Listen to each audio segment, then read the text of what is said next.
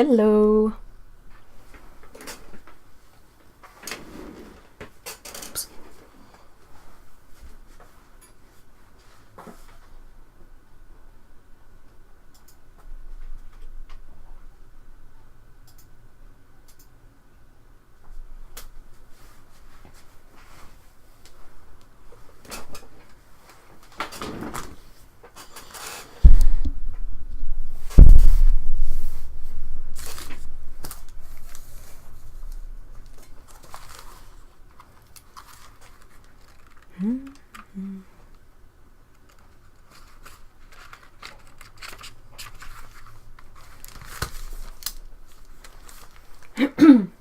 Sorry.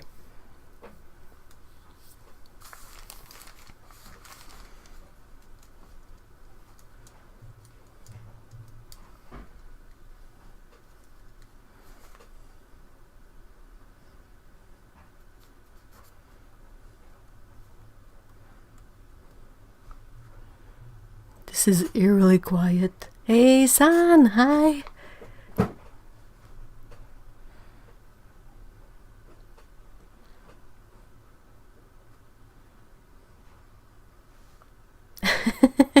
Hi, une fille chelou.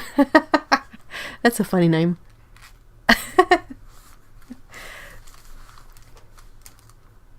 Hi, Heian woman. Paige? Is Paige your name?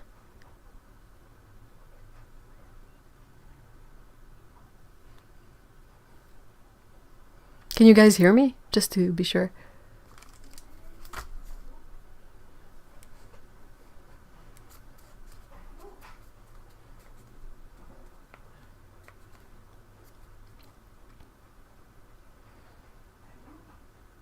Oh wow, Eliza, hi!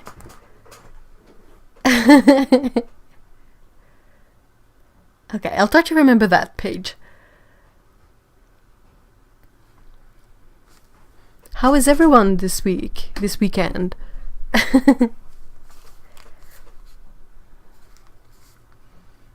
Trying to think about what I'll draw today. If you guys have suggestions, by all means, feel free to ask.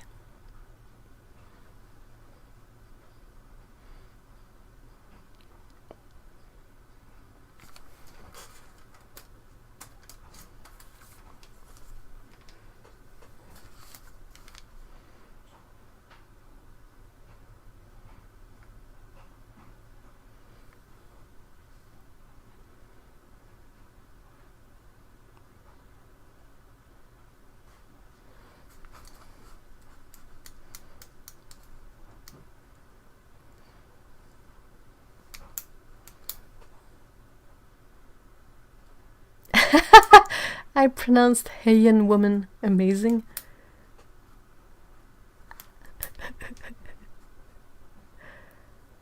Well, I'm technically French Canadian first, so I think I tend to sort of pronounce a lot of things the French way by default. So maybe that's easier to say. Easier to say from that angle.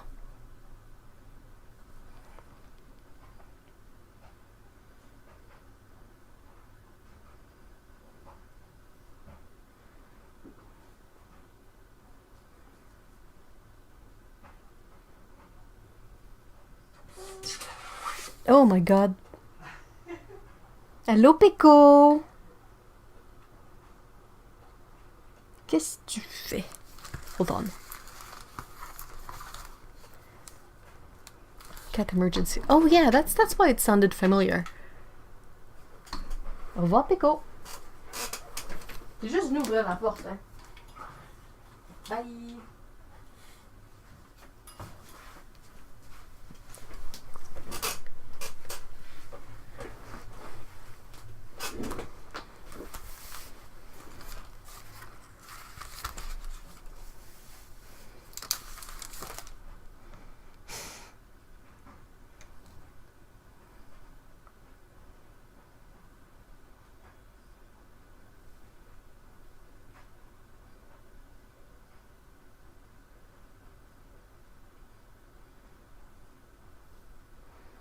It's been a weird kind of week. I don't know if you guys noticed, but I've updated my handle name on YouTube. Qu'est-ce que tu fais, Pico? Hi, Ginger Bear. Hi, Lise. Qu'est-ce que tu veux? Boubou? Ben, super talente. Vita! Vita! Allez. Vita!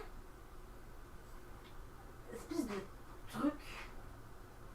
Viens me voir. Approche. J'ai pas assez de fil pour me rendre jusqu'à toi. Qu'est-ce que tu veux faire? C'est d'attraper le raton. Quel chien. Juste hors de portée. Attends, je vais pogner ça, ce raton. Ben oui, il est là. À quoi tu t'attendais? C'est la pire. C'est la pire. C'est la pire. Oh non, viens me voir. Tiens.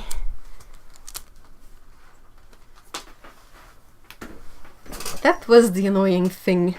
Hey Tsukaboo. Hi Susan. Ouais, Poupou. T'es toute contente? She's all happy, guys. Ouais. Pipette. Hi, la femme.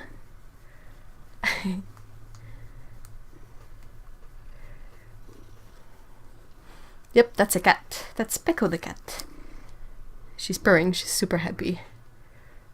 Ça, tu voulais? Ouais. Monte ta petite face. Oups. Non, ça, c'est monté. Tu fais minette.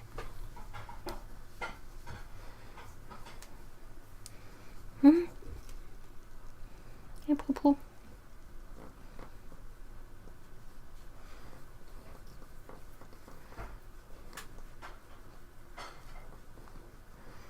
Yeah, she's a happy kitty. She's very soft because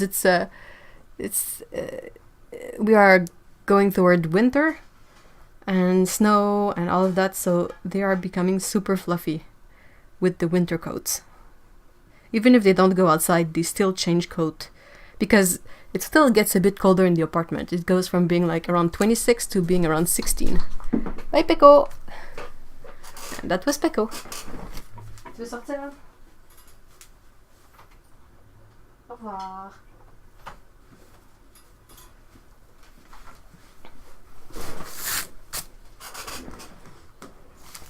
Hey, Alexandra!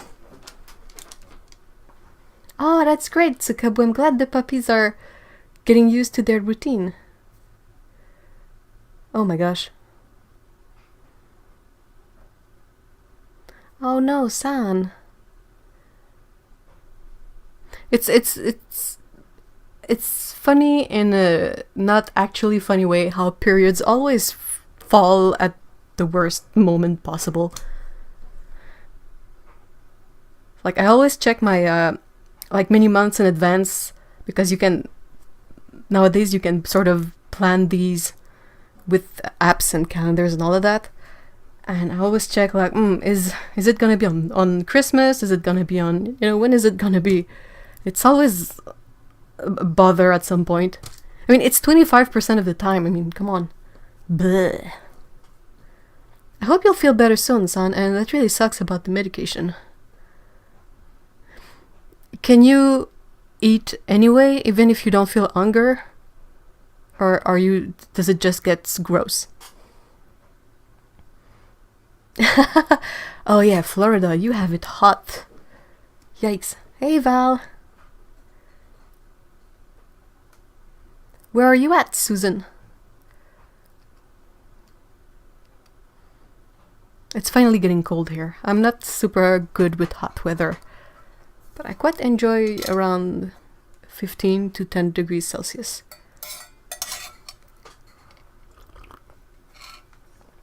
Ah, that's a good tea. Kind of a weird mix, but quite tasty. West coast of Ireland. Oh, wow. I'm really sorry it's been raining non-stop for 2 days, but that sounds like such a pretty place. From what I've seen of England, like Otto lives in Scotland, and I've seen some bits here and there of stuff, and it really looks like the moment you step out of a city, it's like really, really pretty. Even if the weather is not super nice, you get all sorts of really interesting nature stuff going on.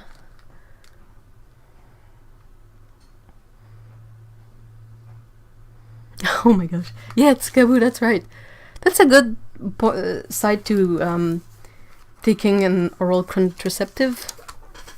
We always get into really weird topics, but yeah, it's usually quite...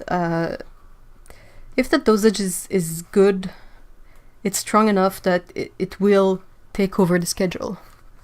So you cannot really have it at an appropriate moment, like an unplanned moment, unless you forgot to take it for a bunch of days.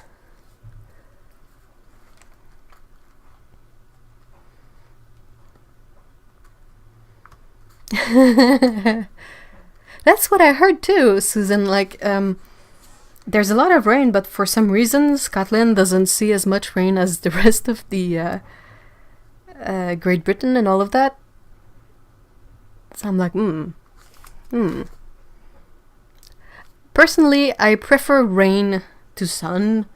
Not that a lot of rain doesn't get boring, but at least in the rain you don't get a sunburn, and there are much less people outside, so it's kind of quieter. And Pico is back.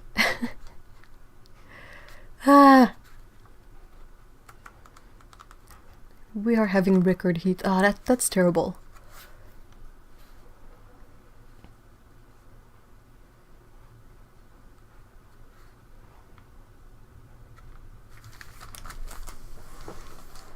Tu fais grosse tannante. Salut Pico. What's up? What's up, kitty cat? Salut là.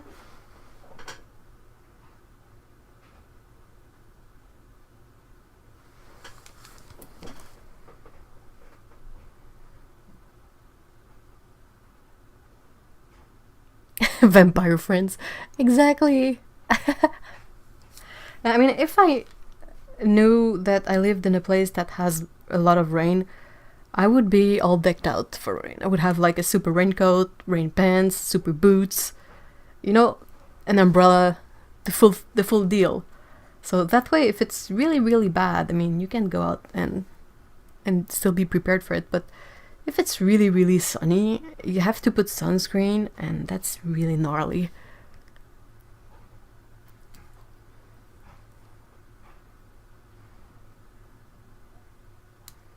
Yeah, I think that's a good idea, San, to readjust. High-calorie stuff in small meals, yep. Or things you can sort of graze on. Like, I don't know if you can eat nuts, but that's always a thing that you can have around and eat a couple here and there, because they're super high in calories.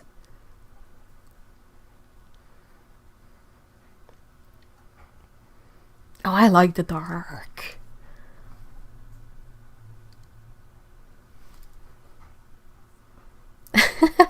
Yeah, vampire is not too much of an exaggeration.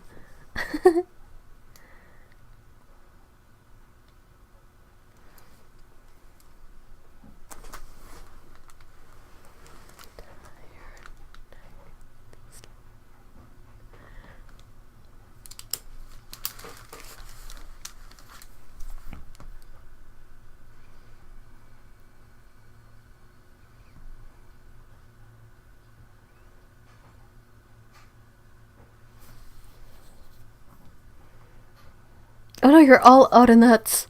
But you can eat them, right? No allergies. Because if you're not allergic to it, that's something that you could really stock on and eat. Because that's gonna be super full of energy. Like, nuts are always the thing that if you don't have any condition beforehand, they always warn you to be careful about nuts because they're like all the calories. So Yeah, so if you are in need of more calories throughout the day, it's like the silver lining is that you can eat as many nuts as you want, I guess. Maybe. Oh man, I don't do Fahrenheit.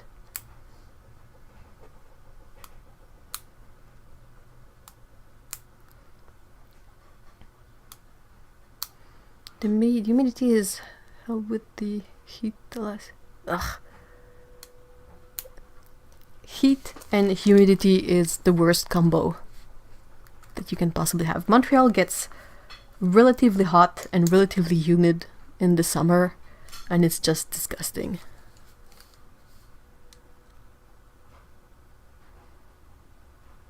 Oh, that's so nice, Tsukabu.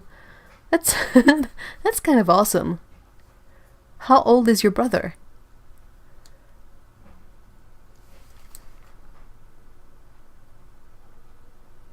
Oh, that's a blessing though, if you don't have to deal with allergies on top of dealing with hunger issues.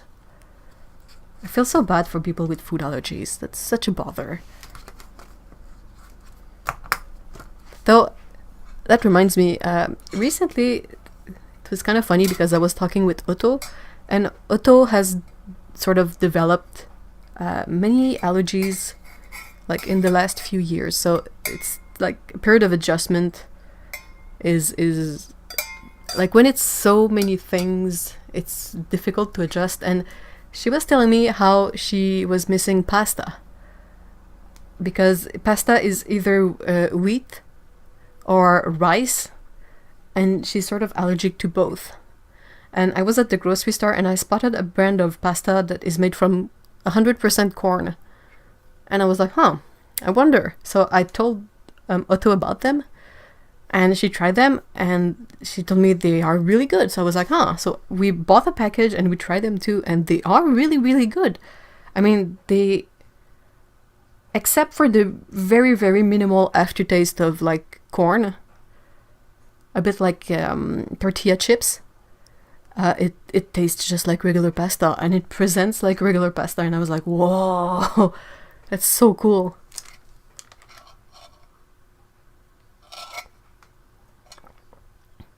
Oh, your brother is 8 years older than you. Wow. Yeah, I guess he's kind of reaching a period where, like, with age, everything tends to calm down, and some things lose their appeal, like junk food. It's kind of less appealing when you get older because it doesn't make you feel good, and you don't really enjoy it as much. So she should look into gluten-free quinoa pasta. I will tell her. Thing is that often they add like rice flour to these. But if something is without rice, without soy, and without gluten, it's complex. It's not easy. That's why I was surprised, because I was looking at the pasta, the corn pasta, and I was like, oh, I'm pretty sure these are gonna have a bunch of things in them. And I looked on the back, and it was basically just corn flour and another component, like not something derived from allergens, main allergens. So I told Otto, and she checked it out and she tried it. It's pretty nice.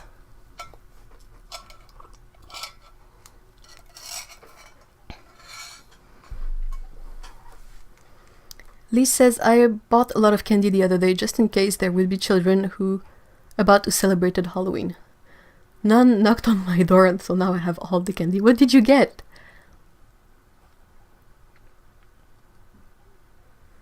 Hey, Izo Inc. Hi. How is it? Well, you say you're in San Diego, so forgive my lack of geographical knowledge of the US, but how are you in terms of the fires going on?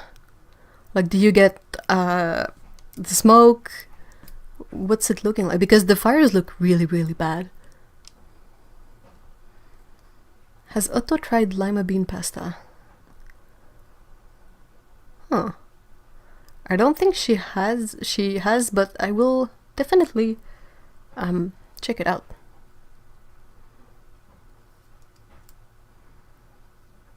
Oof.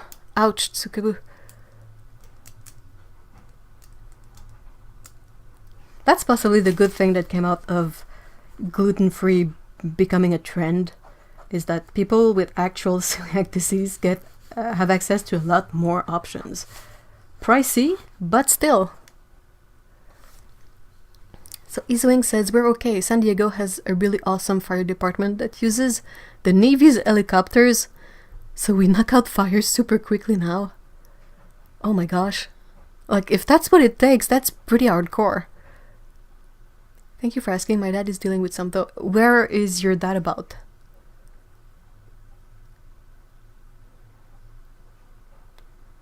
It's kind of weird to follow up when you don't really live nearby California, because this happens like every year and it gets confusing. Like it's bad. That's the thing. I'm sure I remember it's always bad, but like it's really, really bad. But I'm like, is the case of that specific town that burned down from last year or from this year? Just feels like there's always some fire going on, which is pretty bad. He's kind of close to the areas that get hit hard in Northern California. Oh no. Yikes, I hope it'll be okay. There's no climate problem, guys. Pfft. Everything's fine. Please.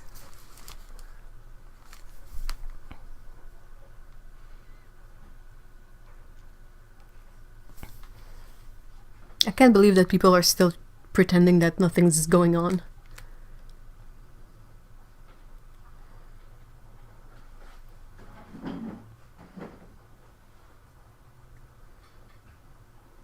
Oh, it's Danish candy. Is it Danish? Danish? Danish. Is it more like chocolate or more like hard candies or... Hey, Robert, hi! Thank you so much. Hi, Carissa.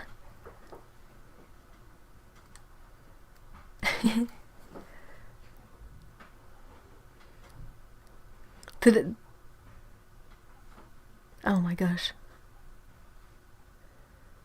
Yeah, that's the... Hey, Boxa Paint, hi.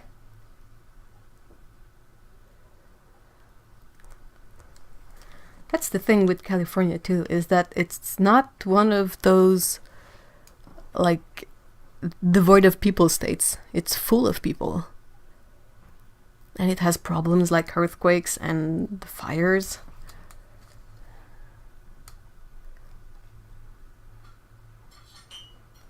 But I think the fires have been a bit worse, haven't they? Like, since everything is more dry because there's the drought issue, the fires spread much further and last for much longer. And if it happens every year, whatever trees that need fire to seed and grow, I don't think they have the time to seed and grow much. My world's on fire, how about yours?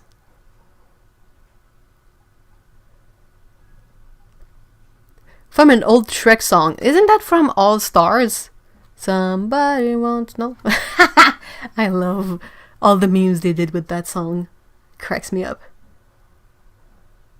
Climate deniers might not believe until they spontaneously combust. That's a fair point. But I will be eating a lot of candy and feeling bad that it's individually wrapped. Because, oh yeah. Is it recyclable? Can you sort of bunch it up together and put it in the recycling bin?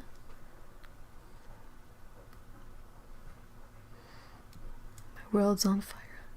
I love that silly All Stars song. They did a version where they sort of looped the part that says "and they don't stop coming," and the pitch corrected it to fit the whole song, and it's just silly.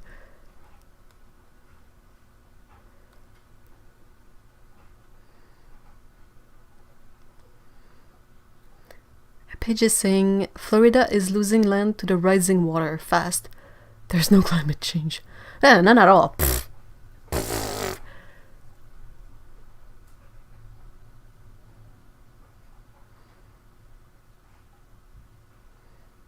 You sort everything but plastics? Huh. Huh.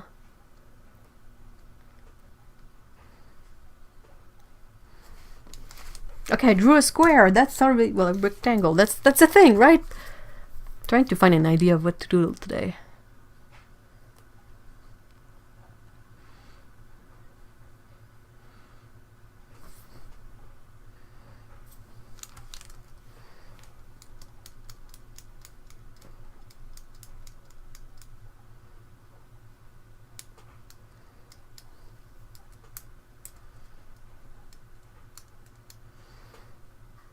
It's so weird, this whole situation of the, like, lessening the waste we use and produce, because I don't feel like there's a lot of information about all of this. Like, some people are really against things being packaged in plastic, so they prefer when it's glass jars and everything.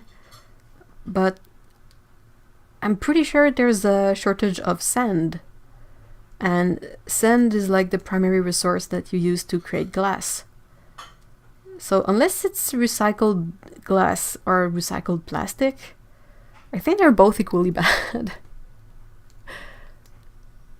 Like, I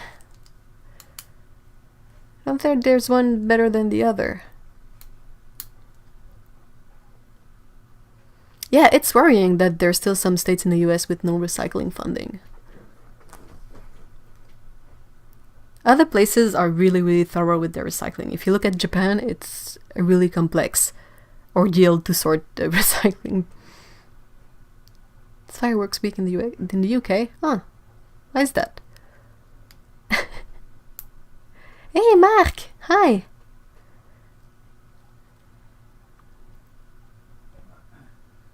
Oh, you can sort batteries in your regular recycling program? That's awesome. Whoa! So here we have compost for food, we have garbage for garbage, and recycling for everything that has the, like, a certain, like this symbol of recycling, and you have a number in the middle. I know there's a couple of numbers that are non-recyclable, but for everything else. But yeah, there is no, if you're stuck with electronics or old kitchenware or batteries, it's more difficult to get rid of, so people often just put it in the bin and it goes through the garbage, which is problematic.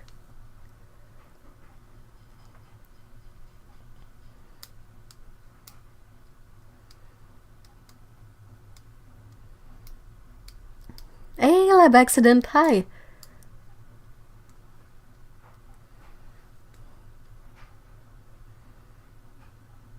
Oh, that's awesome. I think a lot of people, like, from our generation, recycling came into the popular mind. Like, it was more present when we were kids, because I remember there being all sorts of programs in school to teach the kids and the parents to recycle and what is recycling about. Compost is pretty new, but yeah. This schminke doesn't use a lot of plastic. Only the things that are, like, shrink wrapped. But the pans, the tubes, there's not much plastic in there though.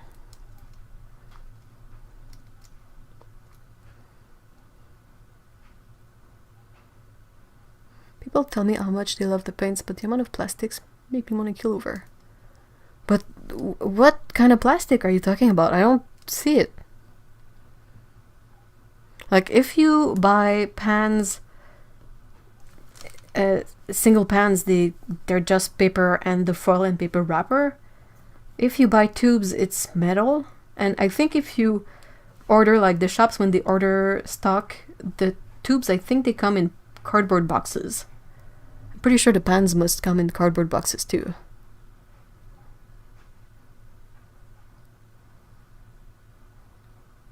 Yeah, Jackson's reuses packaging, which is pretty awesome. Like, if you order 2 paints, they're gonna come in one of those cardboard boxes for whatever brand of paint that those fit in. Yeah, that's kind of what I'm thinking. I had, like, I acquired a couple of schminke sets recently, and they are shrink wrapped, But that's the only bit of plastic that... The packaging of our pens are usually plastic. Really? I don't get any plastic on mine. They are usually in the cardboard boxes. Like they toss the pens in there and... Everything is in bubble wrap and all of that, but that's not specifically Schmincke. That's the way Jackson's package. Because what I've seen from the displays of Schmincke products, they are like the pans, the half pans and the pans, they come in a big display, but they're not single wrapped in plastic. And the tubes, you know, the display for tubes is usually some sort of hanging thingy in metal. And that's not plastic either. But Schmincke, Jackson's will wrap their orders in plastic and tape.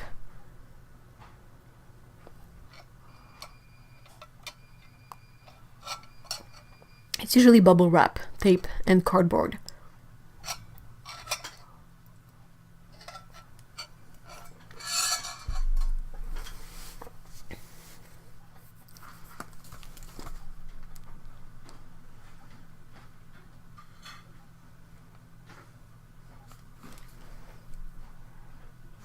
Well, I mean, maybe you got something that was particularly wrapped in plastic, but rest assured that not all packages are like that, so that's good, that's good.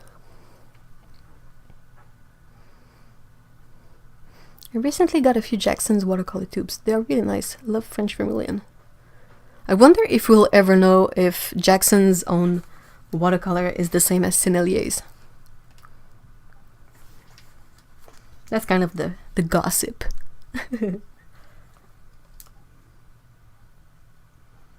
Oh my gosh.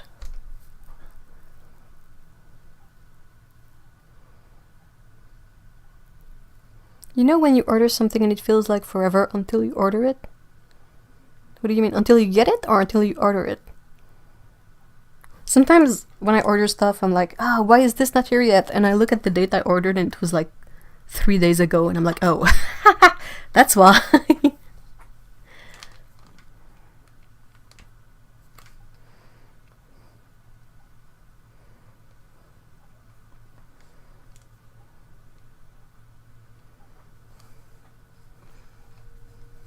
I get really nervous with certain Jackson's orders because I'm always worried they will be snatched at customs and they will charge me that ridiculous custom fees. I'm always like, like when you buy something that's a bit more expensive, like you're gonna have to pay a percentage of the price of the item plus a handling fee. So the more expensive something is the more you pay. Which is kind of a... I understand why, but it's also a bummer.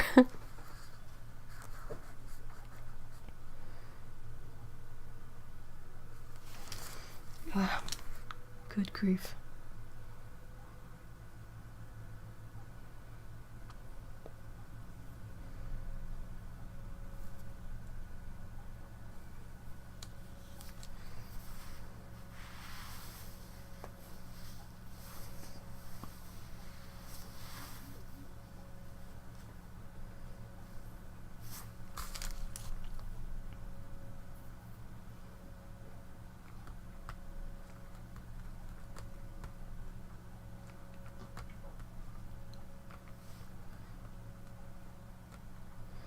Redbubble in UK has that worry. Ordered a bunch of stickers and the collection fees were more... Ugh.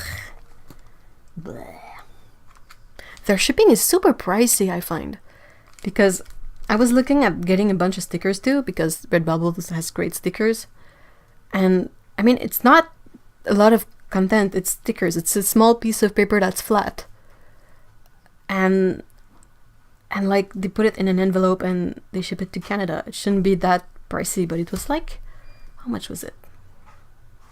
Was it around $20 for shipping? And I was like, this is insane. This makes no sense. So I didn't order any. I was like, pfft. I mean, they have good discounts. If you order more than 10 stickers, they're 50% off.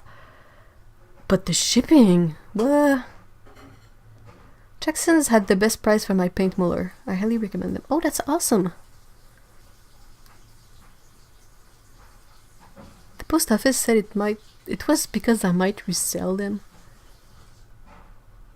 Well, they shouldn't assume that. It's not for them to assume. I'm not early. Have you changed time? It's tonight that we changed time, so it's a stupid thing that we need to stop. Seriously. Hi, Dan.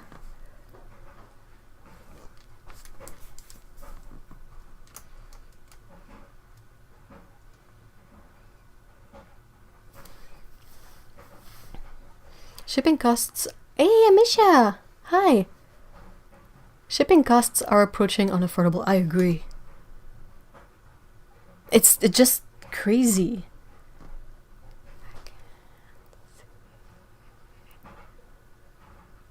You changed time zones? Yeah, the daylight savings. I wish we would stop doing that.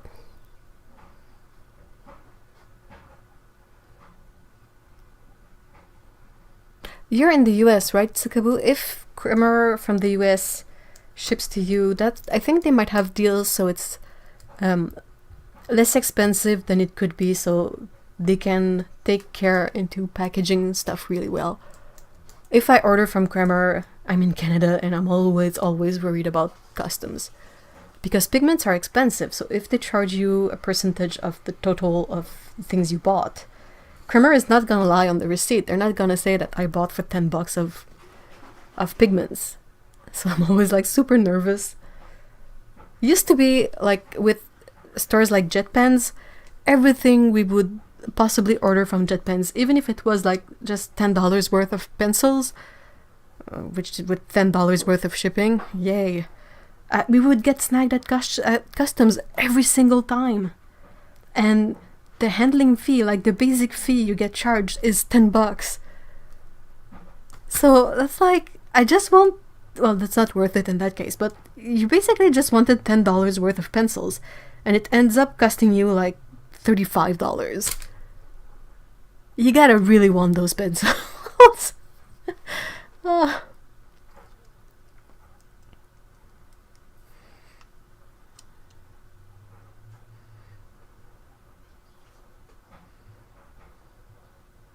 Yeah, they have a store in New York. That's pretty great.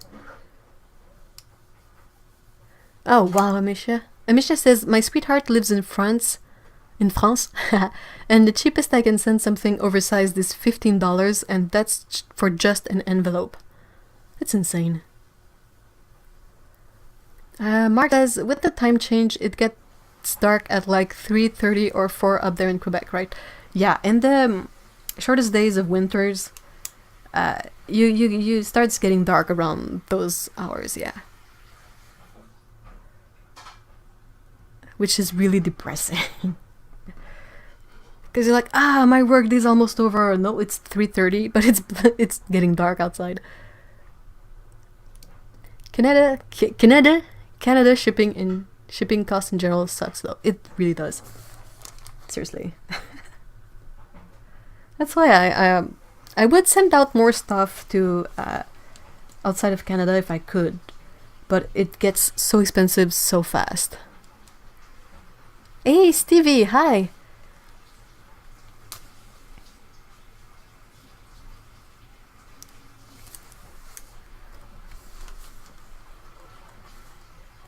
Here, I will start by drawing a cat. Perhaps that will give me an idea.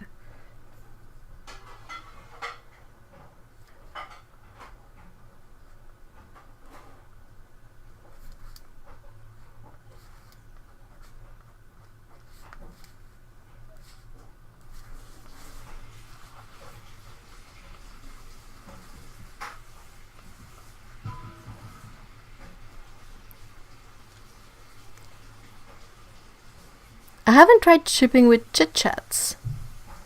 We'll write it down. Hold on.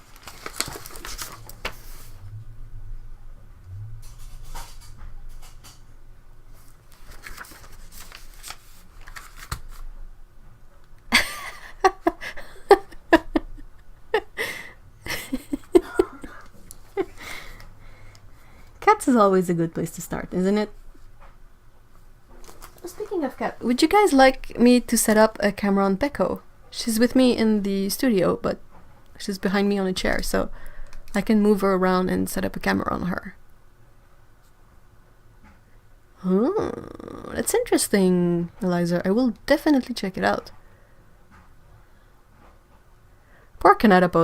I keep saying Canada weird, but like they really struggle and they really don't help themselves. Okay, you guys need Pickle Cam? Hold on. Hey, Pickle. So.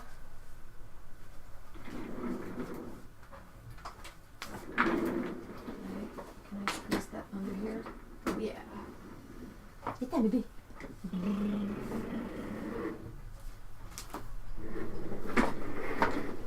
It's fine, it's fine. Don't worry about it. There you go.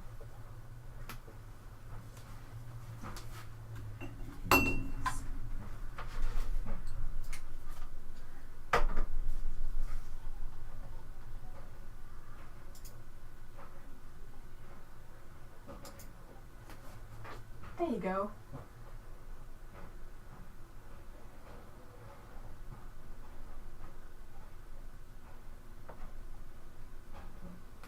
Salut Pépette.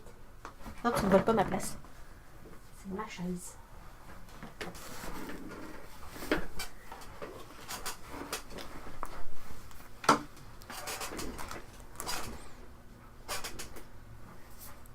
Yeah, cats in French is chat. Un chat, des chats. One cat, many cats. Like, generally in French, when something is plural, we don't pronounce the S at the end.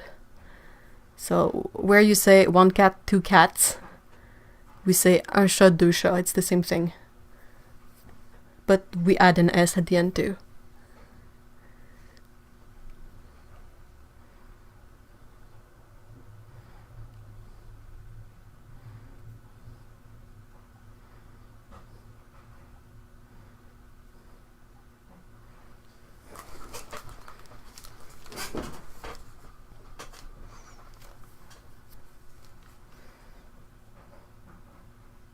I'm just glad that Pico hasn't stolen my chair yet. She keeps on stealing my chair. And I'm like, yeah, I can borrow another chair to work, but it's not as comfy. It doesn't have my butt print in it.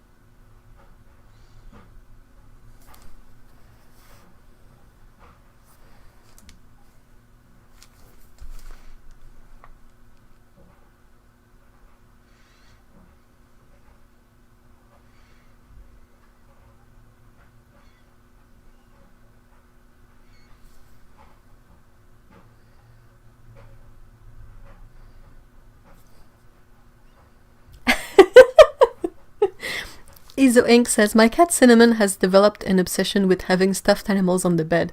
She screams at me if I accidentally knock them off while making the bed. That's hilarious. I love that lumberjack French is a thing. I think it's the most accurate way to describe French-Canadian French.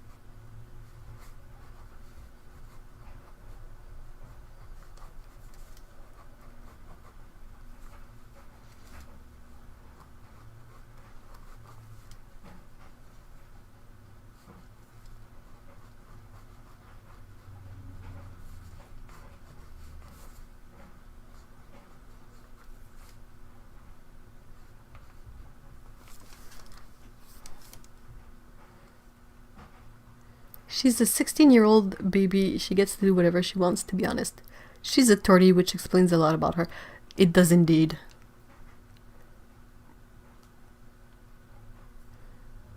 Are you on the Discord, Izoink? Have you shared pictures of her? I want to see all the torties. The cats that are both like very, very awesome and very, very pain in the ass at the same time.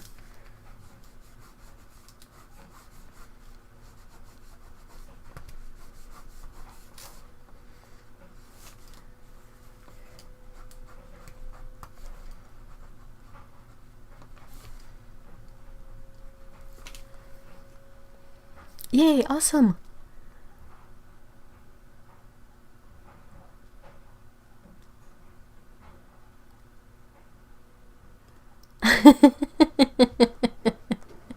Amisha, that's such a tortie thing. I had a feral tortie adopt me for 5 years, then she vanished. I mentioned it before, but the neighborhood tortie, she literally adopted her human.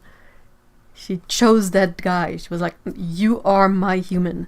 And she doesn't want anything to do with anybody else, but when it's him, she will go to him and rub against his legs and talk to him and be super affectionate. But with anybody else, she's like, meh, I don't care. You're not my human. I think it's really funny.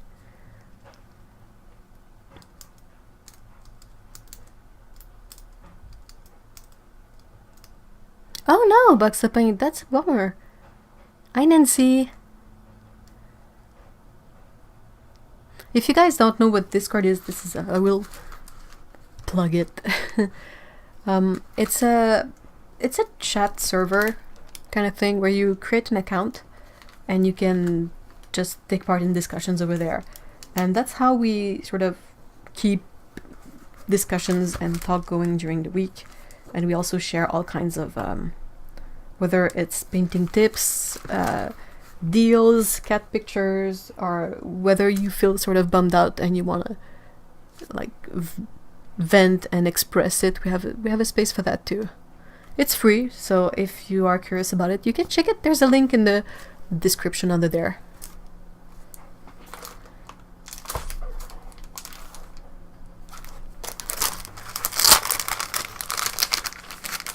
Izo Inc. says she got really, really sick in September and almost died of a super bad kidney infection that hit overnight. 6K to get her through it, but they had never seen that insane of a recovery. Aww.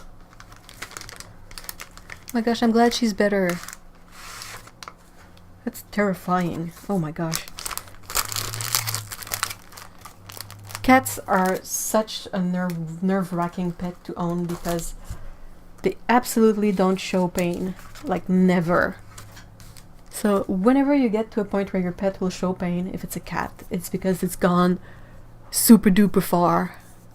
And it's really, like, panic-inducing. I think that's why most cat owners really, really overreact. Like, my cat is throwing up! I gotta go to the vet! But cats throw up a lot. I think Peko had a stomach bug once, and we were so worried because if there is one thing that is super duper consistent about my cats, is that they love to eat. So when she was a bit under the weather with the stomach bug, she didn't want to eat, and we panicked. We were so worried because like this is so unusual, and like how bad is it? You cannot ask her, she won't answer. Oh, she has to get IV fluids daily for the rest of her life. Oh, is it difficult to set up?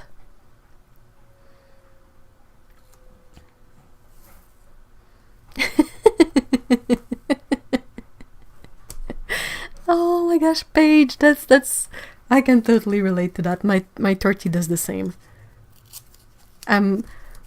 We're gaining an hour, so it's gonna be a good change of. Is it? No, it's gonna be bad. Oh crud. But yeah, like they both wake me up at like 2-3 in the morning for food, and then around 7 o'clock for more food. Oh, she's happy and energetic, so it's worth it. I completely agree. Do you have to do it yourself? Like, you have to... Does she have a permanent port? Or do you have to... I don't know how that works. It's such a struggle just to give pets medication, like pills and the syringes of stuff.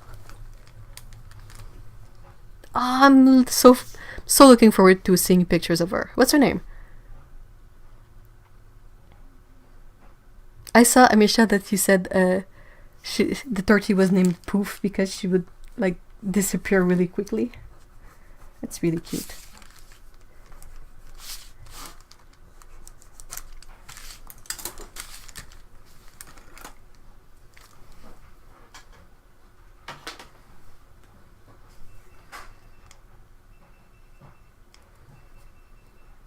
Oh no. That's sad, Susan. Loves to eat but has to lose weight. It's really difficult to make a pet lose weight.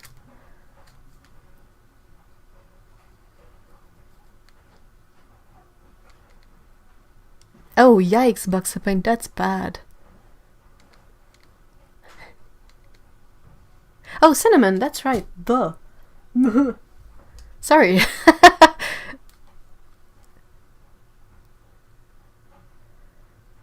I've had the cat I had as a kid. I had him at 5 years old, so I totally get it. He was my best bud.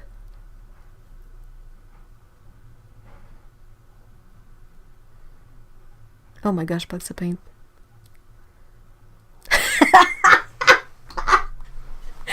Oh my god, that's so well put, Paige. Paige says, my cat takes all closed doors as a personal insult. My tortie does the same. Like, especially with her dad, her human dad. If he goes to the bathroom, she will, well, if she's not sleeping, of course, but if she's awake, she will be outside the door and meowing at him. Open the door!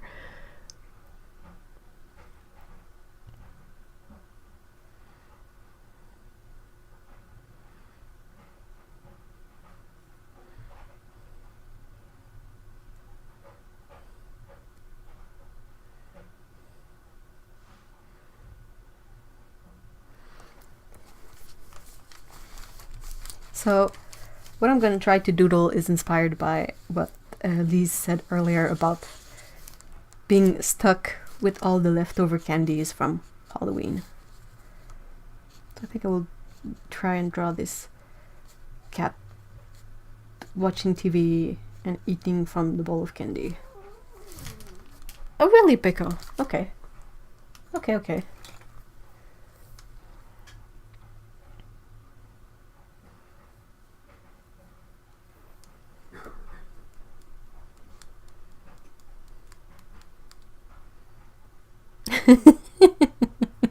The Porcelain Express.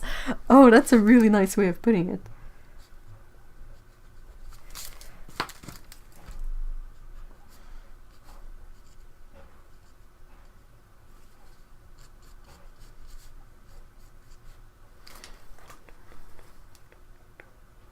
I'm glad your dog is recovering well, Buxapine. We can stress together about the lives of being animal parents. I agree, Zoink.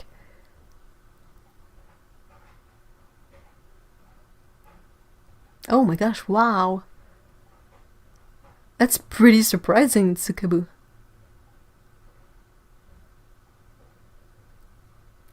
Lee says, missing signs of illness in a pet is such bad feels. It can happen to us all, but you just feel like such a bad pet parent when...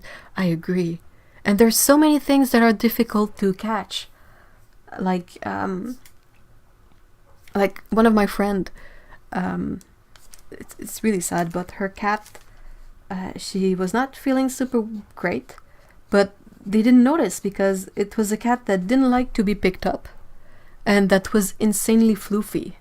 So she lost a bunch of weight, but they didn't notice. The fluff would hide it, and the fact that she didn't like to be picked up, they didn't pick up often.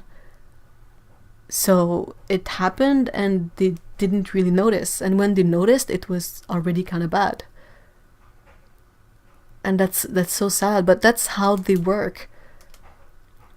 like especially cats, their survival instinct is so dependent on appearing to be fine that they will really hide being sick. Like, we just want to help you. Ah.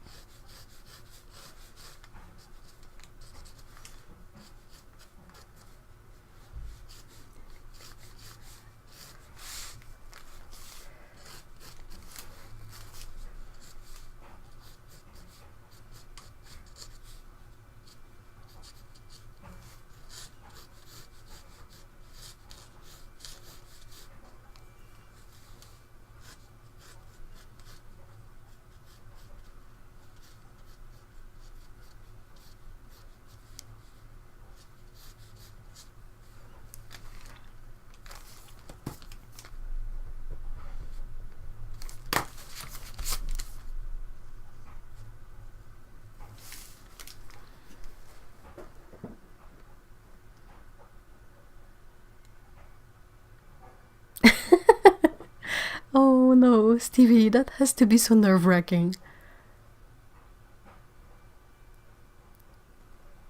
The vet is there to help you too, but mine just growls and snarls and bites. Yeah, and the vet costs a lot. So sometimes you're like you panic, you go to the vet, they do a bunch of tests, the cat has nothing, and it costs you like $800. And you're like, why?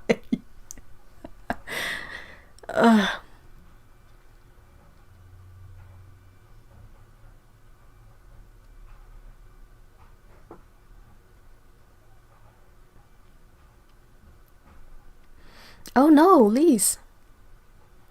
Lise says my mom's cats have always come to her when they feel bad, usually if they've been in a fight and have infections. But we once missed a huge infected bite wound in Thor's armpit. The cat's name is Thor. Thor. Wow. Oh, Buxapane, that sounds really stressful.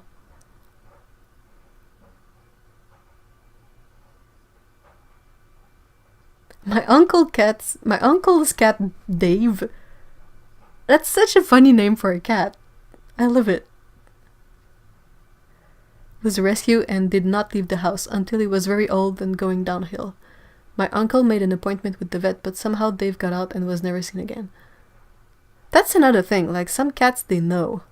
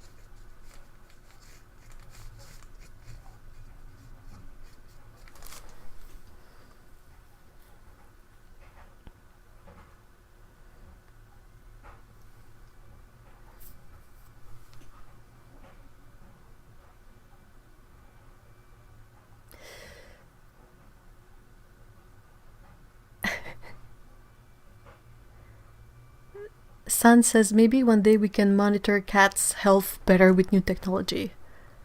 That would be quite helpful.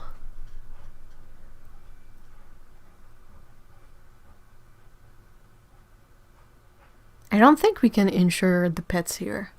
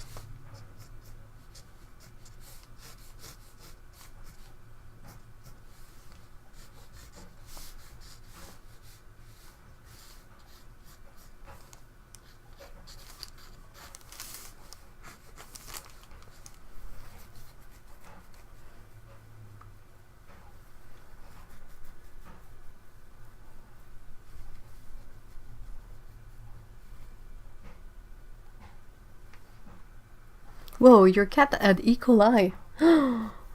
Yikes! Paige says, I had 5 hedgehogs at one time. They are prey animals and never want you to know they are ill until they are dying. Their vet was over half an hour away. I had so many trips when I would put one in my bra, so if she died on the way, I would be near her and aww. Poor little thing.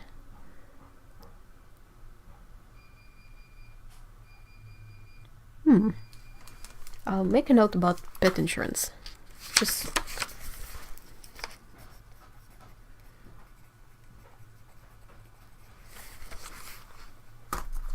Oops.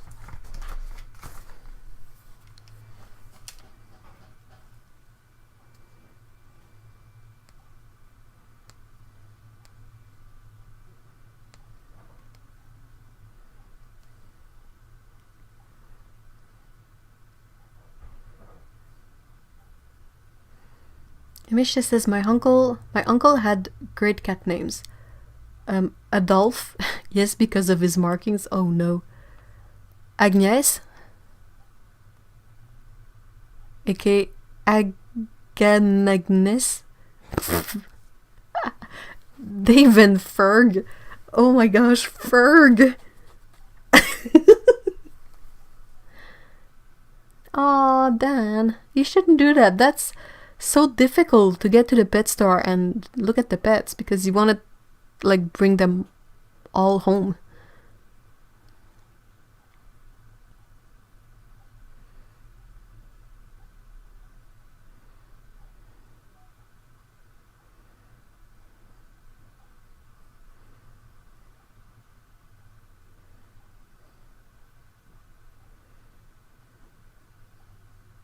My first bunner was called Karsten.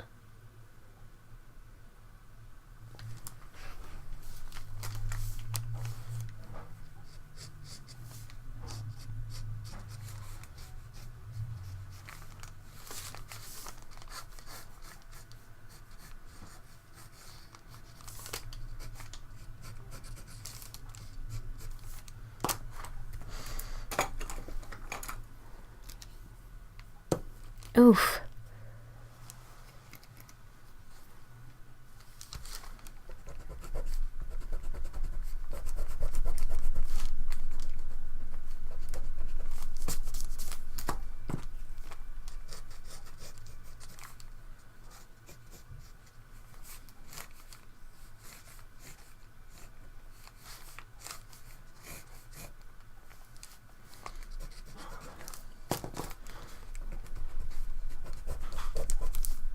Wow, that's really wonky footrest. What am I doing? That's what I get for sort of improvising on the spot.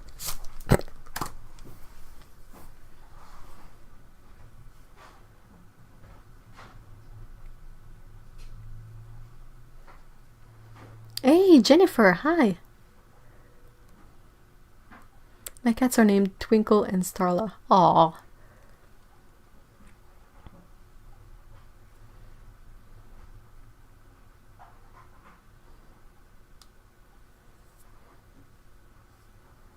Oh no, poor Twinkle.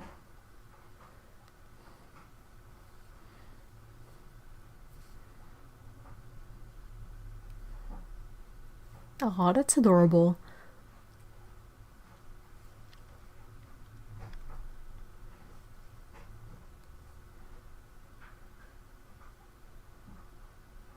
Yeah, the cat I'm doodling is watching TV.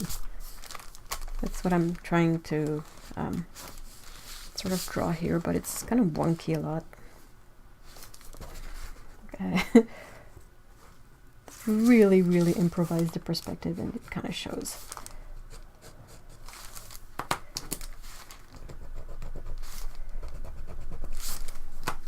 Well, makes for good practice, right?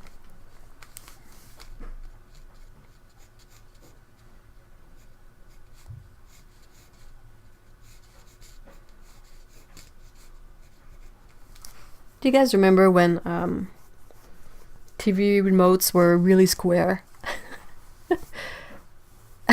like bricks.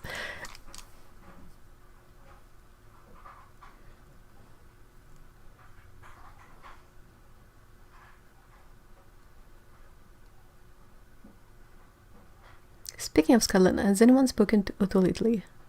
What about...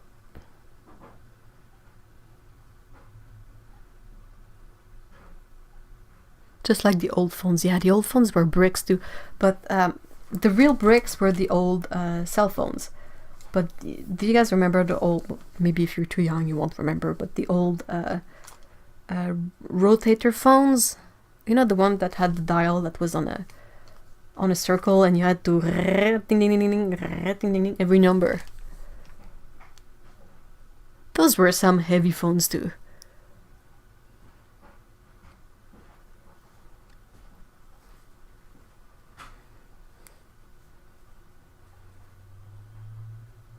The footrest isn't drawn wonky. It is wonky from being wonky.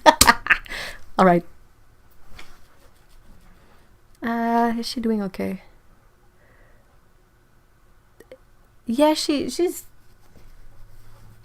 like Nancy said, she's getting better, but you guys know how that kind of situation goes. Like the good is good and the less good is difficult.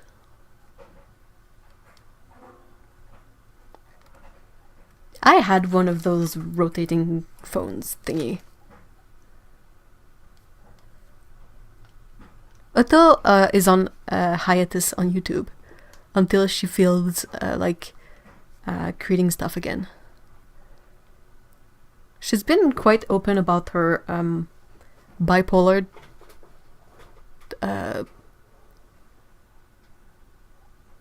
yeah. So it's ups and down and ups and down, but yeah.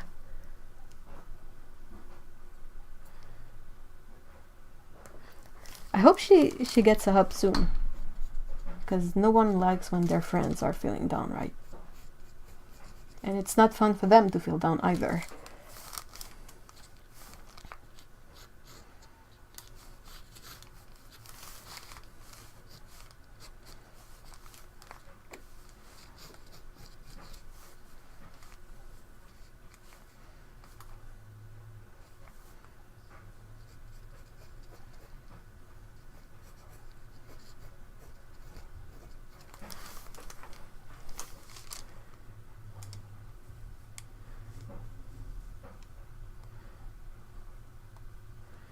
They sell new phones that look like that, but are really push buttons.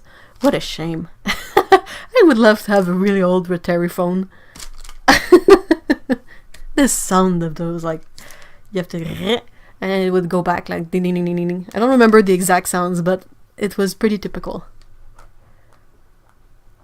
Mark says, grew up with those phones. My dad worked for the phone company, but wouldn't upgrade to push buttons back in the 80s. I think the old rotary ones were pretty reliable. Yeah, being social when you don't feel good is very difficult. Like being an introvert and dealing with people is never easy anyway.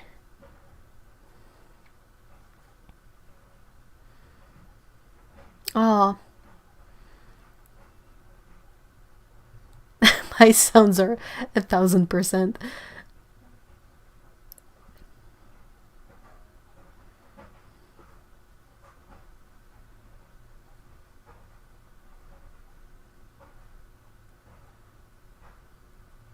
Yeah, that's the thing. Izoing says it's incredibly difficult to feel like one person for some number of weeks, then completely detached from those feelings for another number of weeks. You sort of get used to the way things are going.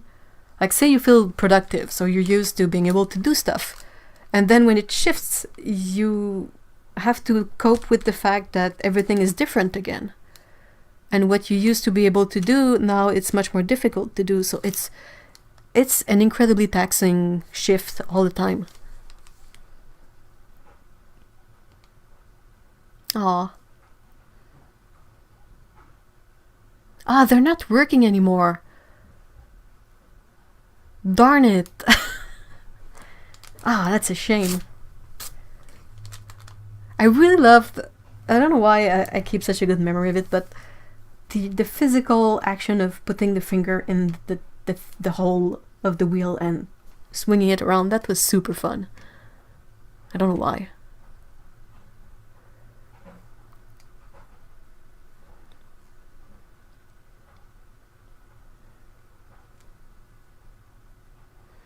Isung says, for me personally, I overcome it when I'm on highs, and then I get to deal with that on my low lows. Yeah, it's... And it's pretty difficult to have any kind of routine, because these things, they're not like clockwork. Like, you cannot say, like, when a sort of low episode happen, you cannot say, well, I know that it's for X number of weeks, and then I know it's gonna get better, so I can plan for that. You cannot plan for that, and it's very difficult to hold a job too. Because it's not all jobs that will let you, that will be able to let you deal with the fluctuating energy levels. So that's just like so intense.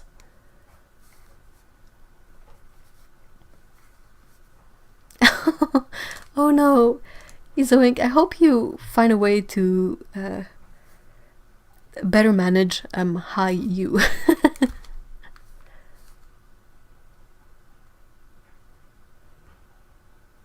Oof.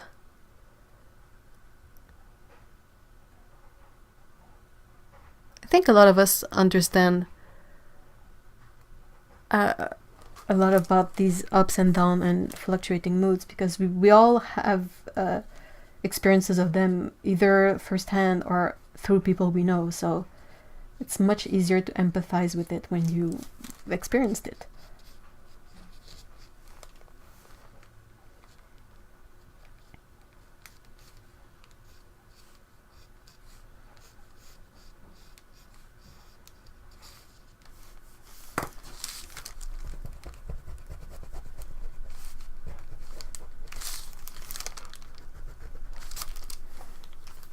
You had to pay extra every month for push button phones. Really? Wow. Oh, I'm so sorry, Izoink. Izoink says, I'm in school right now with a double major. Guess which side of me committed to that hell? I'm so sorry. Hey! Oh, hi, Mark. It's been a while.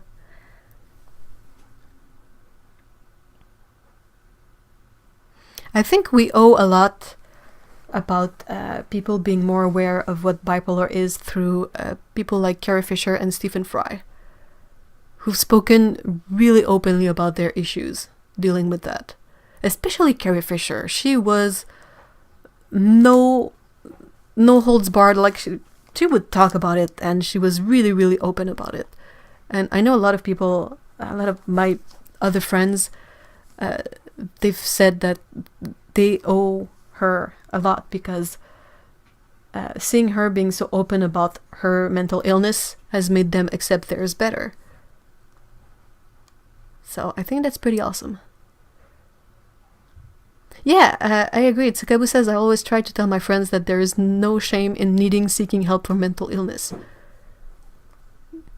I completely agree.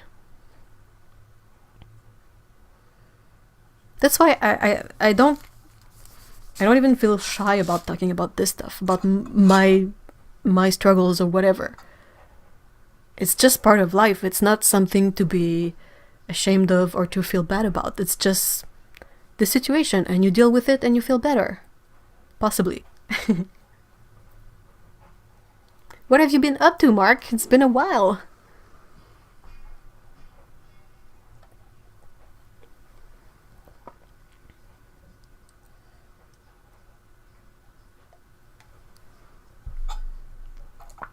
This is such a good purchase. I know it's not related to anything we were saying, but it's a double-walled metal mug, and it keeps my tea hot for so much longer. Especially in the fall. Oh, Inktober. That's a really big undertaking. Liz says, as they say, if you can't produce your own neurotransmitters, store-bought is fine. I agree.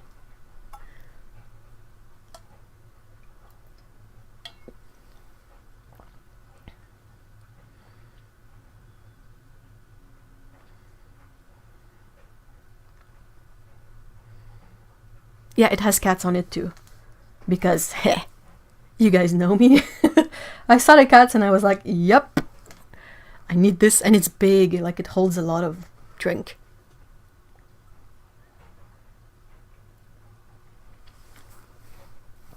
It came with a drinking cap, you know, the one for coffees where there's a sort of a small hole there and a really small hole there for venting.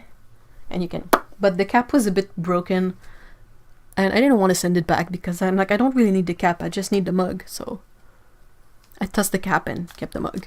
This is just for when I'm at home, it's not for when I'm around. I don't go out a lot anyway.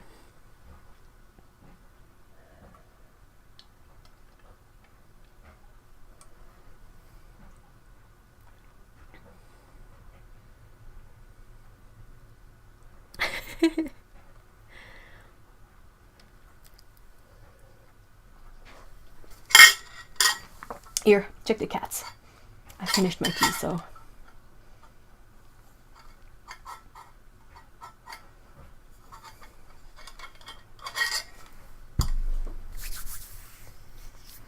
I'm impressed by Mr. E, who does Inktober every year and produces like awesome art and does a drawing for every day and he's like, yeah, sure, no problem. Like, it's a bit of a challenge, but now he's so used to it that the actual struggle is having to spend so much time on Inktober and not being able to do other things for a whole month. But like, he produces awesome art and I'm like, how do you do that? Whoa.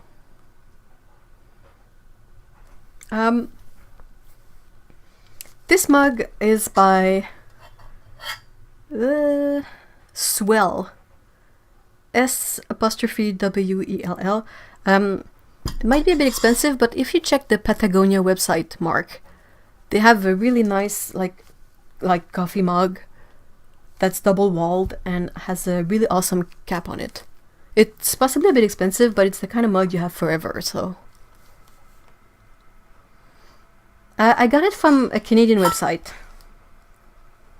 It's I don't really have an affiliate set up with it because it's for food and stuff for mostly people in Canada. I have the Patagonia? Yeah. I have one of those mugs too, but it's kind of a different format, but it's a really nice mug. And it's really sturdy and it's really pretty, and I think Patagonia as a brand has some really decent ethics. They do some pretty awesome stuff in terms of repairing garments. They have what's the word I'm looking for? They have a traveling repair like trailer, and if you go to where they move the trailer, like in certain towns, you can get your clothing repaired by them instead of throwing it away. You can repair the stuff, and I think that's pretty awesome. And they sell a lot of their stuff that is made from like leftovers of other things they do. So it's really not too bad. I quite like Tentry as well. Patagonia and Tentry are two brands I really like. It's a what is it? It's a doesn't say the model of it. You found it, Dan? Yeah, it's a bit more expensive, but it's sturdy. Oh yeah, LL Bean is good. It used to be our pilgrimage when we would go to Maine every summer as a kid. We would always go buy the LL Bean.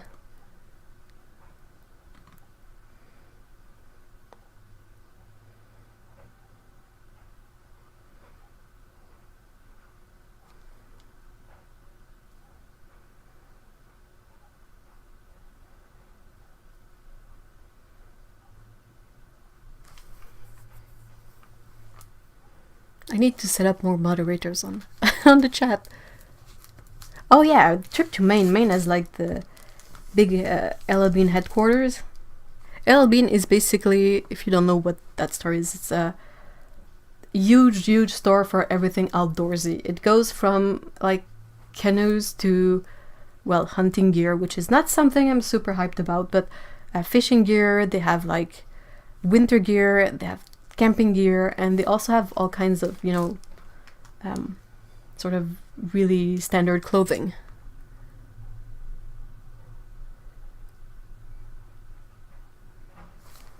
Hold on.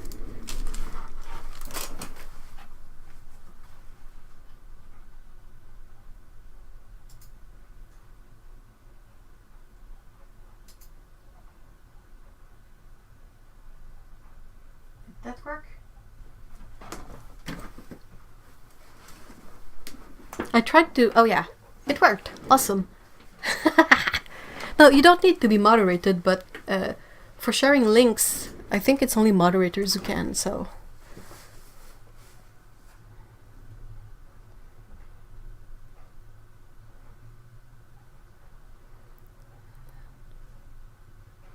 So that Dan can share the link he found for the mug.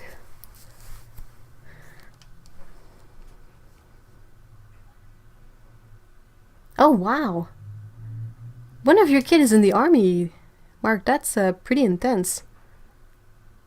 And 2 kids in senior year of high school, plus full-time job, plus social events with friends. Oh, wow.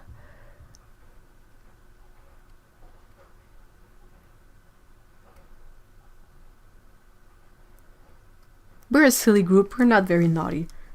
Heather is not there. Heather is our naughtiest of the naughties.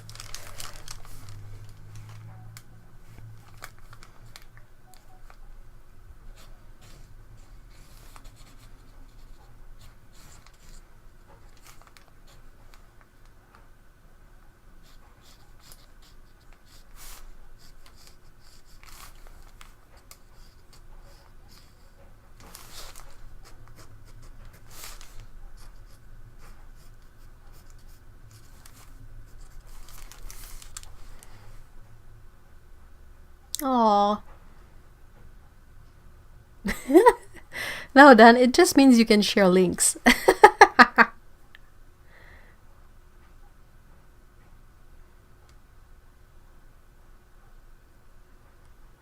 Yeah, that's a pretty strong reality check when your kids are so grown up that they move on to really adult stuff that you're like, I mean, it's the same kind of effect when you have younger siblings. And like, say, for example, if I take Mr. E, like when his siblings had kids, he was like, that's so weird because to me, these are my younger siblings. They're younger, you know, and then they have kids and it's like weird to reconcile the two ideas. Like my brother, when he bought the house, he was like, whoa, that's real adult stuff. That's weird.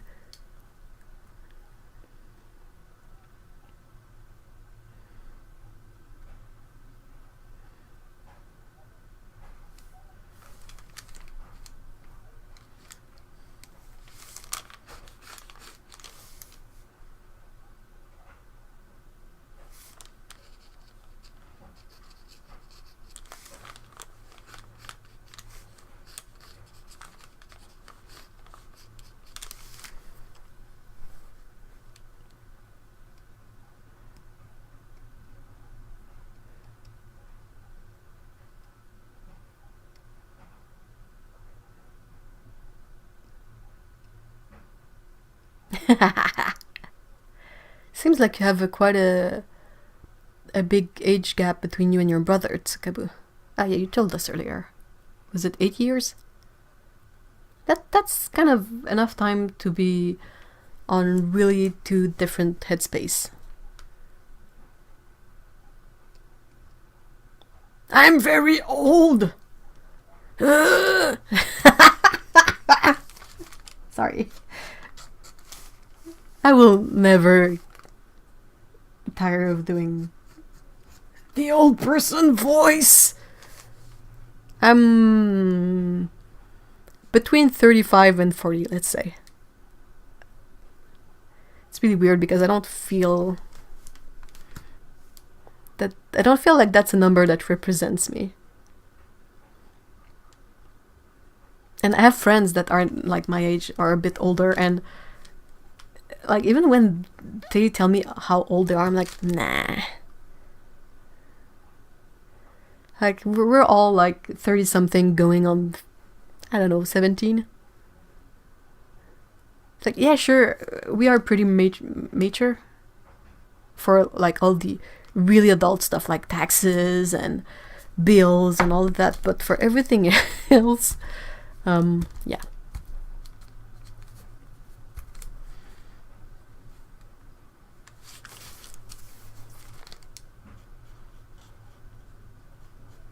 I'm pretty sure you guys kind of feel the same.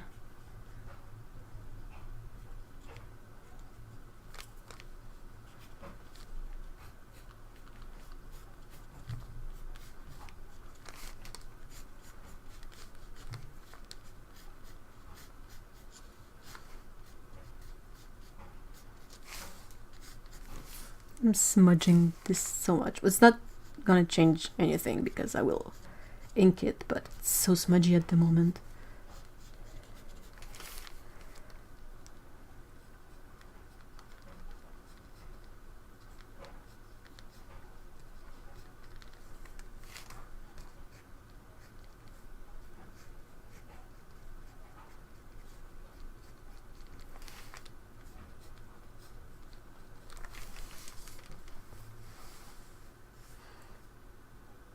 $50-something going on 5 here. Yeah, you know what I mean, Mark. You get it.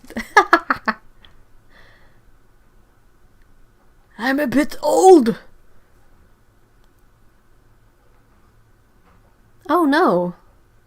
Yikes. Kaboo. I stepped on a nail too as a kid, but luckily nothing happened. Didn't even hurt, so. Hey, Lee! Hi! Peter Pan syndrome for the win. When you say it like that, it sounds like a really bad thing.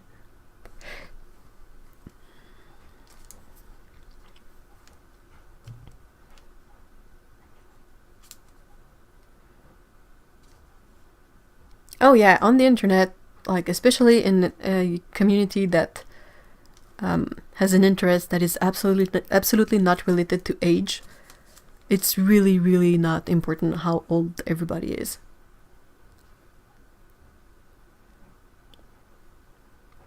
Yeah, our bodies age and degrade, but our mindset don't really...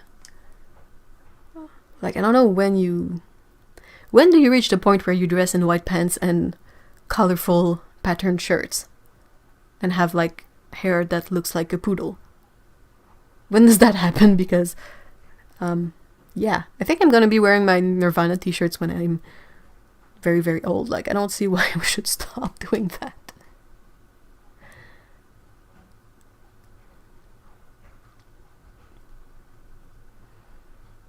Oh man, cookies.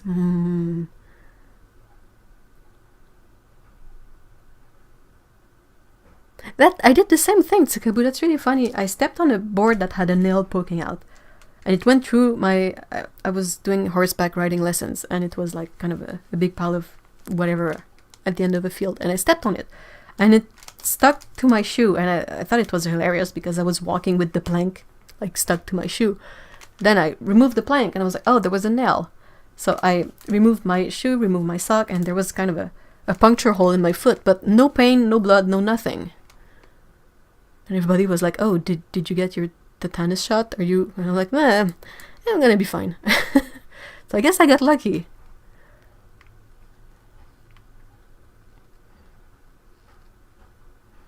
Age is nothing but a number. That's so true.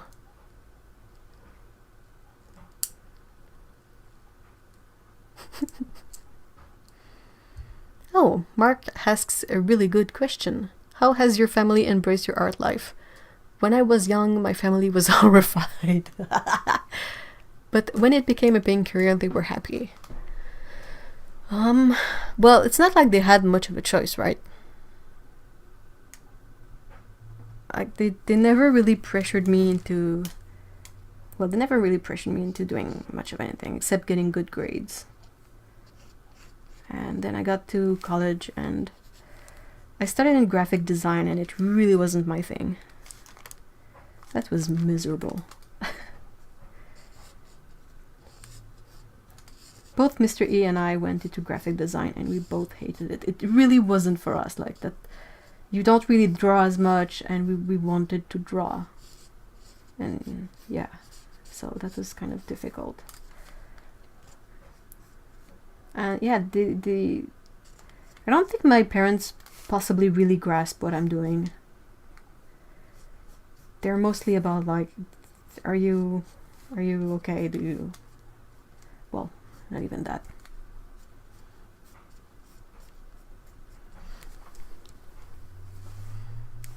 My parents don't have a lot of impact on what I decide to do. They didn't try to force me into anything. The only thing they tried to force me into doing is having all the more sciencey classes in high school, like chemistry, physics, maths, biology, instead of going into like arts.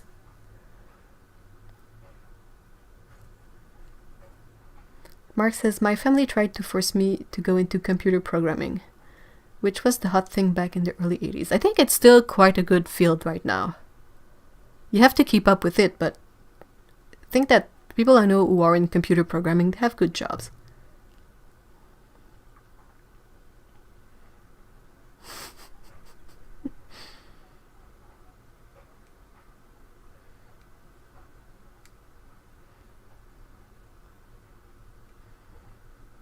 Hey, I was wondering if you could try making a clown cat.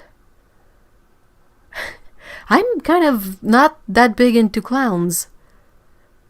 I'm part of the group of people that's a bit more terrified by clowns than the other way around. So I mean, I could. That's within the realm of my skill set, but might terrify me a bit. Okay, let's try inking this. Good old Pentel brush pen.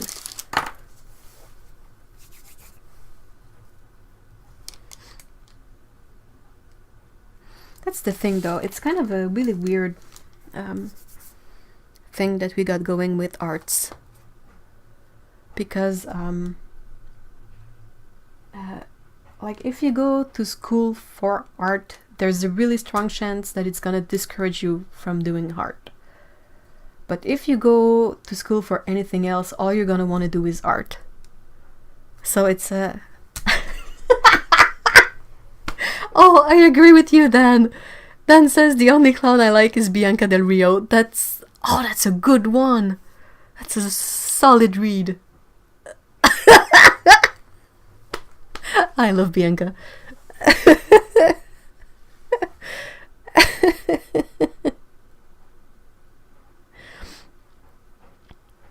Stevie asks, other than YouTube, Patreon, webcomics with mystery, do you do anything else? Not really.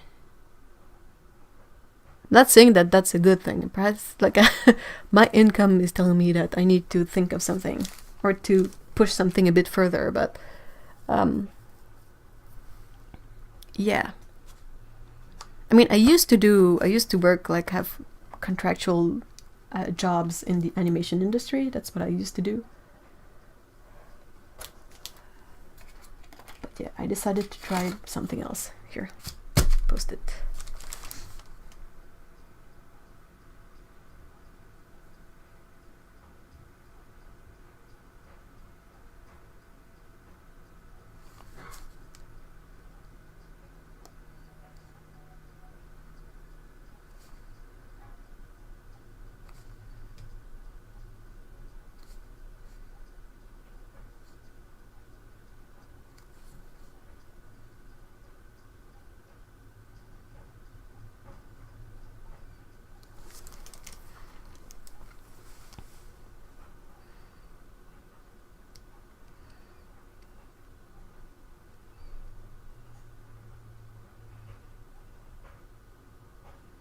Oh, wow. Lee says, I had convinced my whole family, guidance counselors, the works, that illustration was a real job and I should do it. Convincing myself was harder, and it took a 10-year detour through civil engineering. I completely get it. Well, it's not a read. She describes herself as a clown. Oh, that's a good point.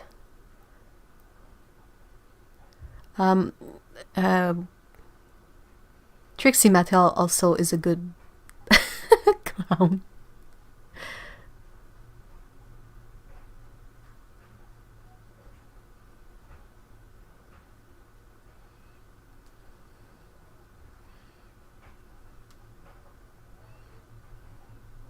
Oh, thank you so much, Nancy. I couldn't watch it for the clown and the fact that it's kind of a scary movie. I don't do well with scary things. I'm like too easily I can't think of the word. Impressionable? Everything that's a bit too like weird will probably cause me to lose sleep or have really weird nightmares.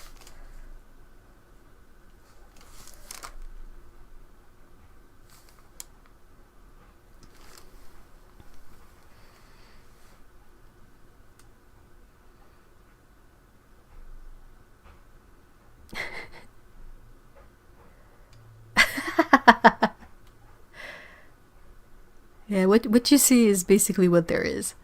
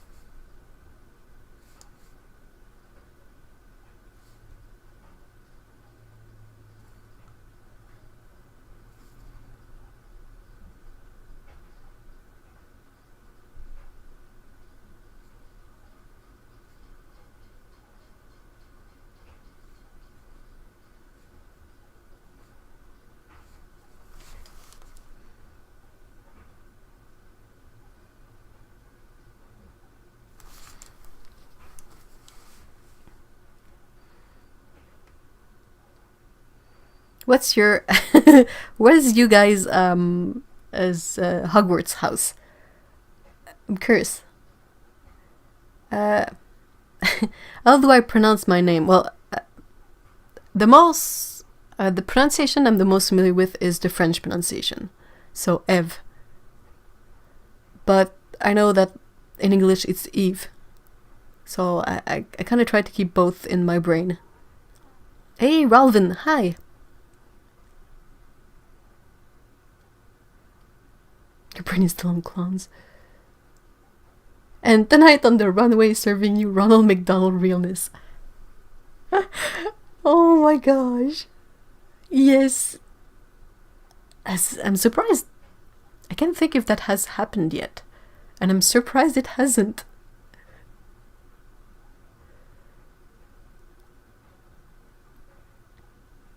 I was sorted into Slytherin. And I was like, yep.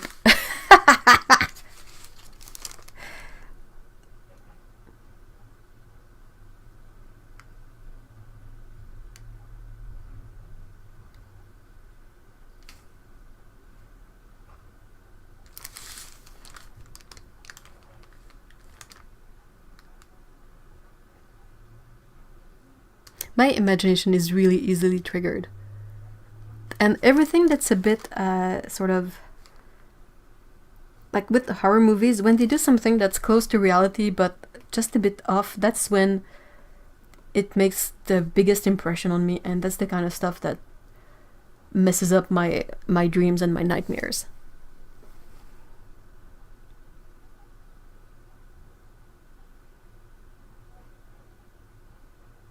Ah, that's awesome, Tsukubu.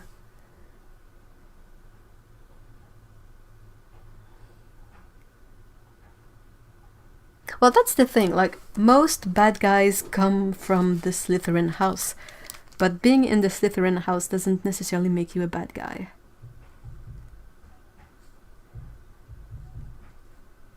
Like, I don't think I qualify as a bad guy kind of person. But if you read about what kind of characteristics get sorted into Slytherin, I was like, ah, yeah, I can see that.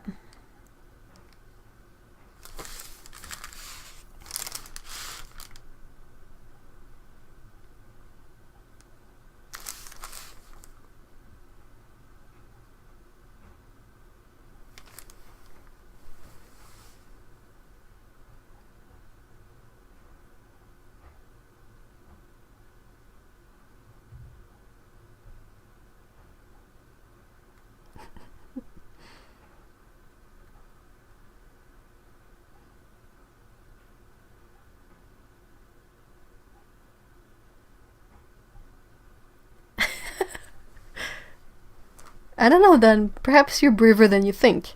Perhaps you're like Neville. It's the orange and red. The artists of Slytherin.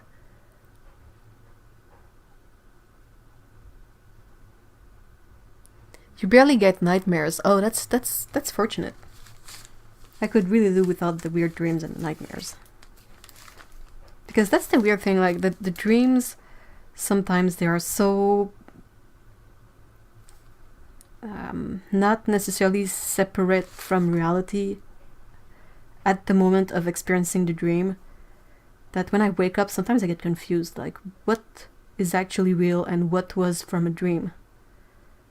And it's pretty intense after a while when you get really confusing.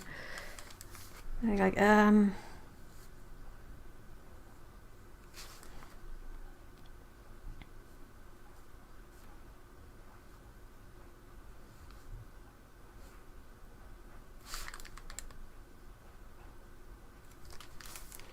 well, I'm also a redhead, Dan, so yeah. You're not even a true ginger. What? We've seen your face. How are you not a real ginger?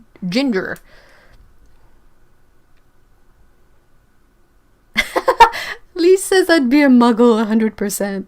Oh, I think I would be a muggle too, but, you know, if you are forced to go through the sorting process, I would so be a muggle.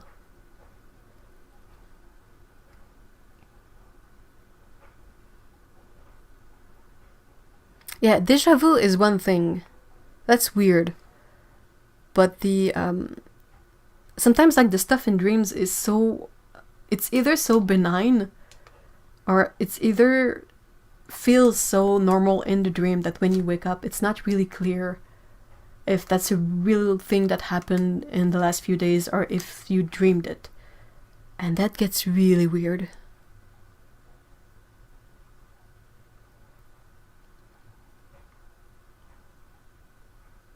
Hey, have fun arting, Izo Inc. Thank you so much for being here. Homework. Aww.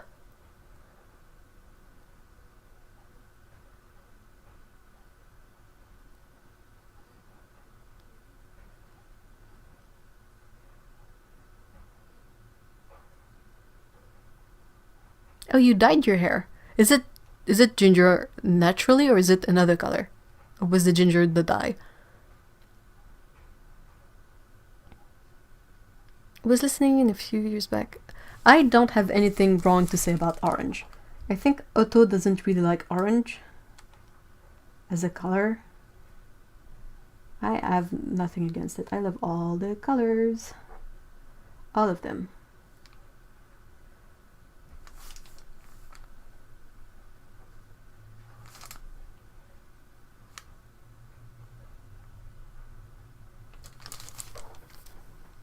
I admit everything is a glow, but it's not that bad. Oh, that's fun.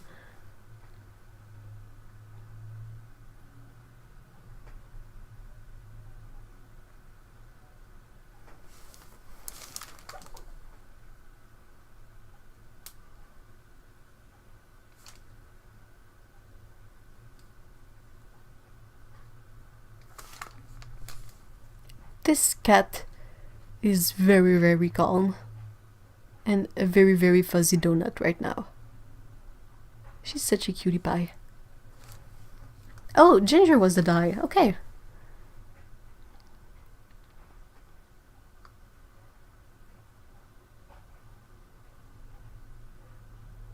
I thought you were a real redhead, so I guess that even if that was a dye, you would pass well. Like you have you have the pasty white skin, so that's a really strong feature of being a redhead. It's like being translucent.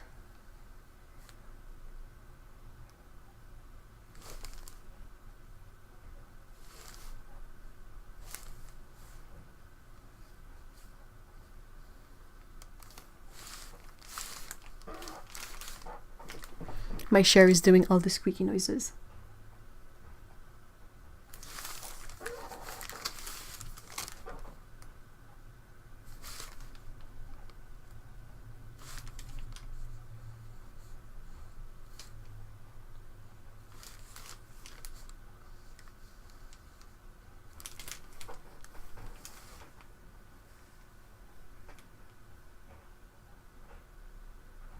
Oh, good luck fixing your sleeping schedule, the targeted individuals.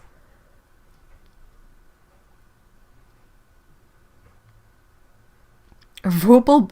Sorry, what? A Vorpal bunny? Do you have a ginger beard, Dan? You sound like you'd have a ginger beard.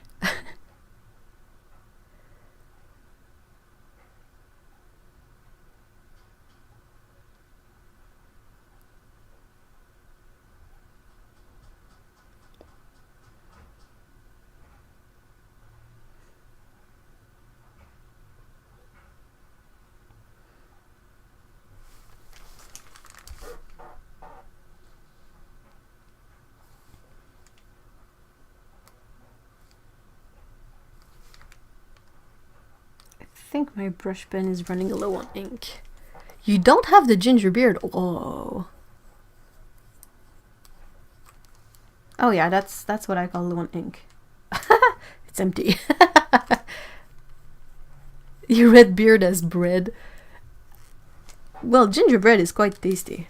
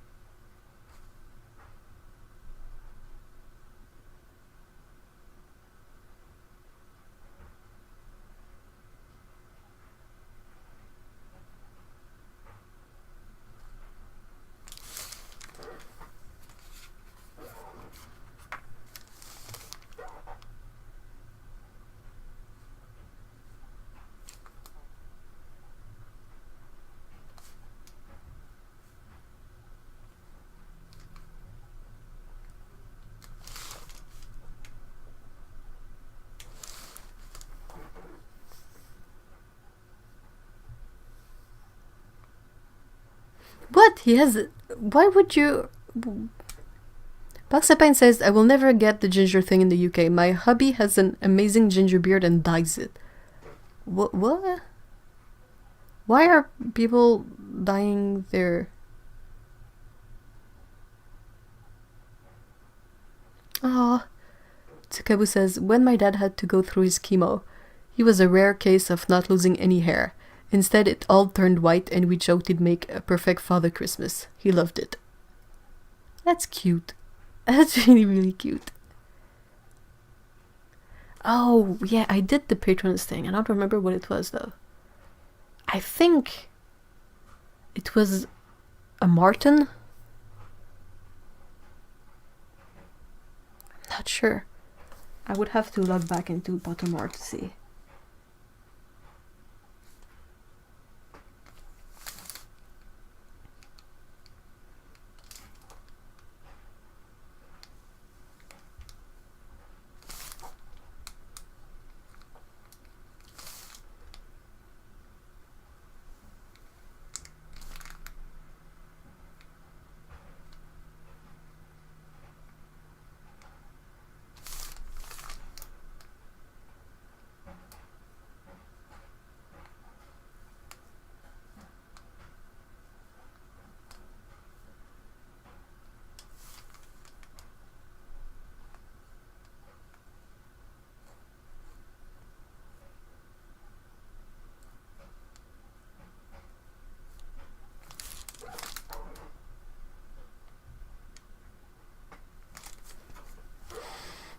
Gotta wait until it's a bit dry. I've had really poor luck with drying paint. You've seen me like drying ink. Oui? Oh, I gotta go, be right back.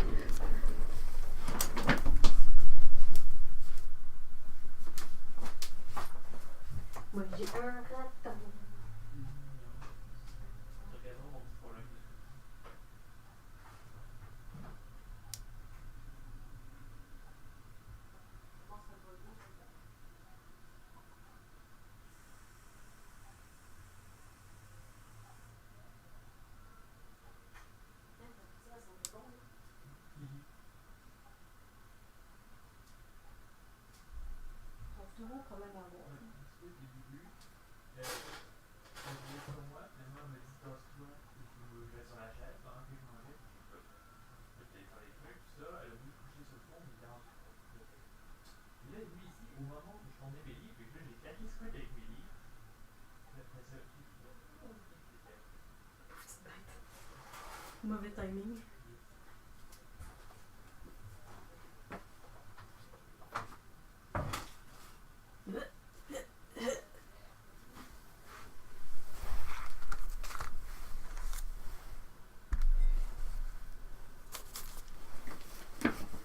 All right, I'm back.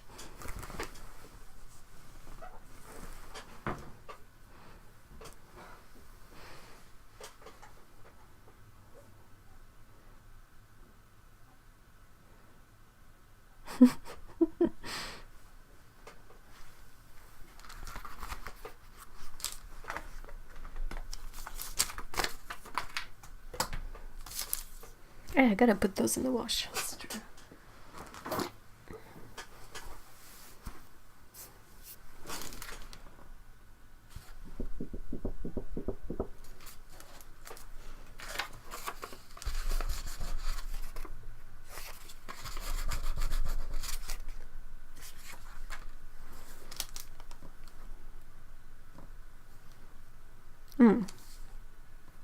Now the question is which paint to use for this. Doodle.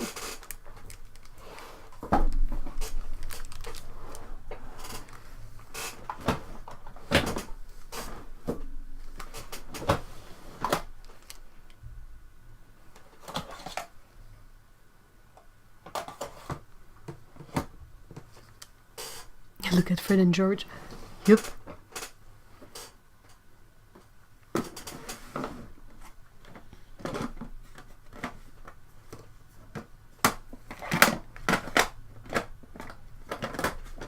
Similarly. You always recommend similarly.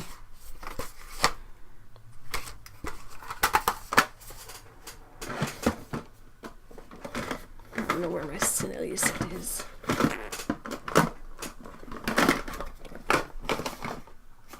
Well, to be fair, I don't know where any of my sets are. Because it's no order to this mess. It's just palettes.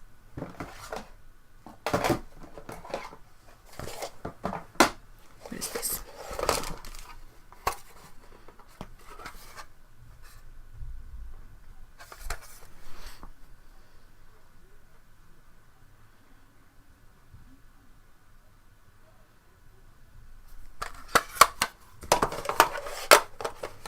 I don't use it often, to be fair, so I don't use my Culinary paints a lot.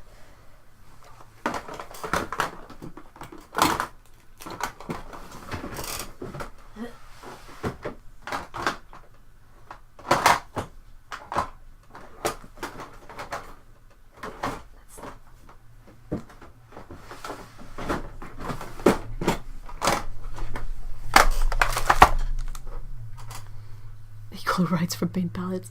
What? Oh, no.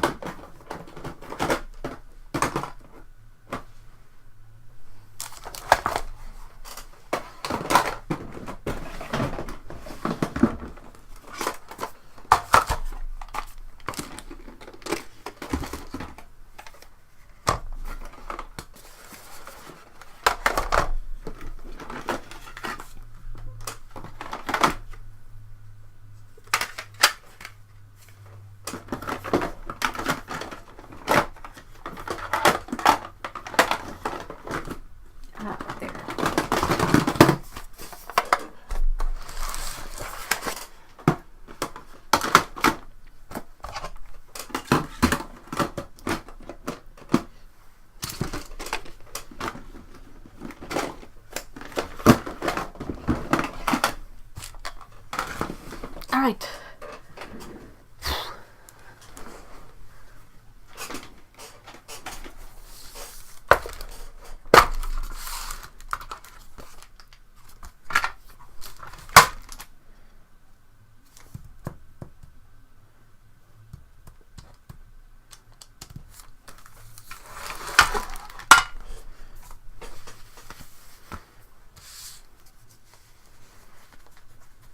Alright, I'll try to erase this. And hopefully it's not gonna make a huge mess.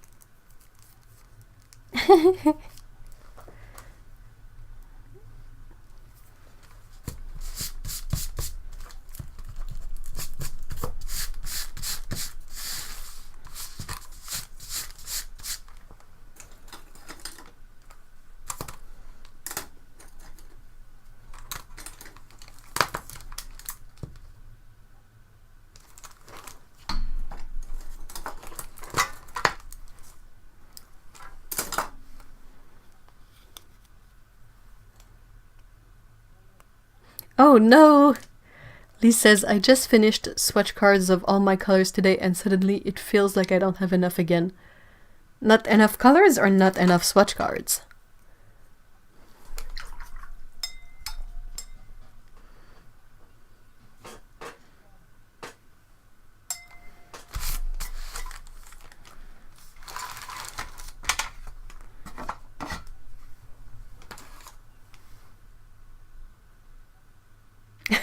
What made me decide on this palette? Well, that's my main Culinary palette, and Dan suggested I use Culinary paints, and that's it.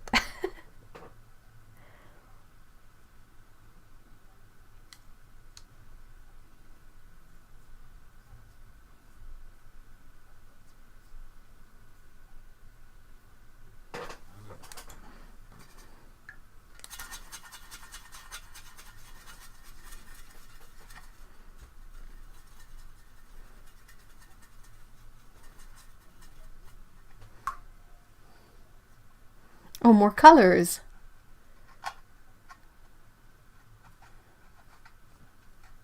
Yeah, I need to do a paint bun too. I have so many paints.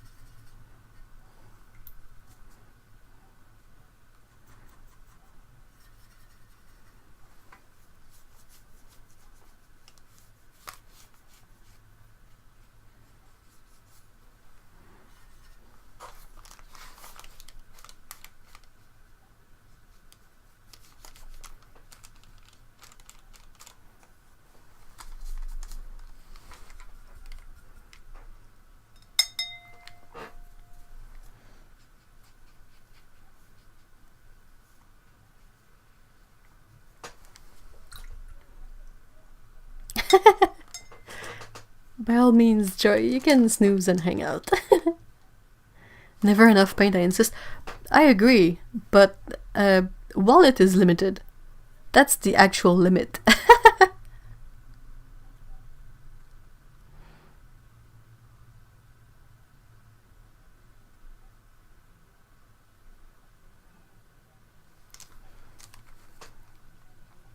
What kind of, which permanent alizarin crimson did you buy, Dan?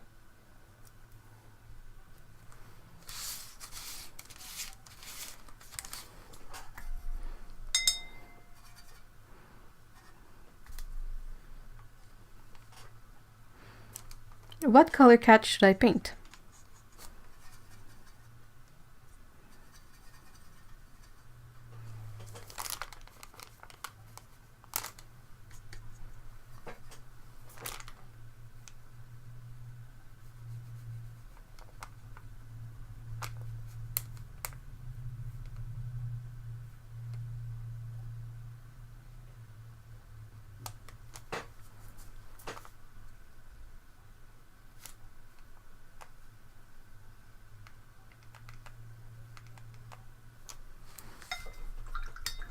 Windsor and Newton, but it was the ones made in England. I think I might have seen... Did you get it on eBay? I think I might have seen that listing.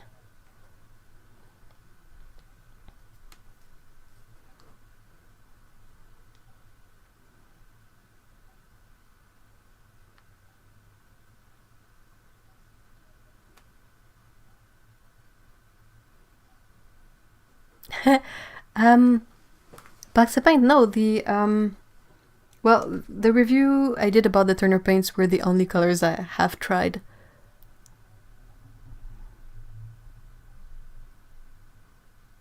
What did you get to make paint? Paige asks. You need pigment, binder, marble or glass slab, and a muller. Pico colors. Aww. Wallets impose involuntary buying bans. Exactly.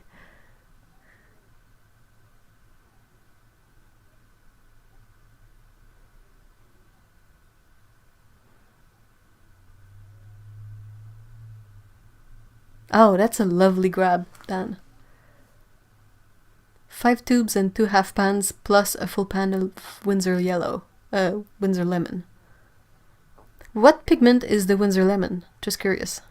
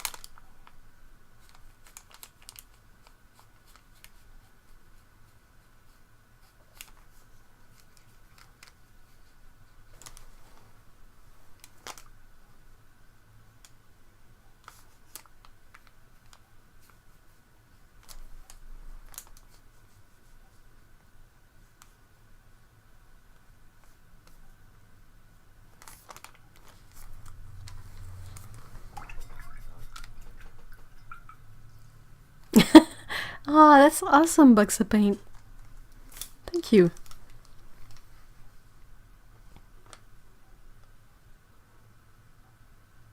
Wow, you really went with an interesting pigment selection, Skaboo. PY175. Oh my gosh, I love that one. Let me... Oh, did I... Where did I put it? Where did I put that? Hold on. I'm working on a ravioli. On a review of some Winsor and Newton paints. And they are definitely underwhelming, but I think the Windsor Lemon I have with those is really, really not interesting as a Windsor Lemon. Hold on.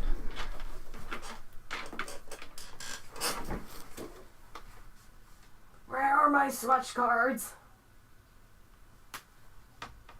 Did I put them away already? Hold on. But...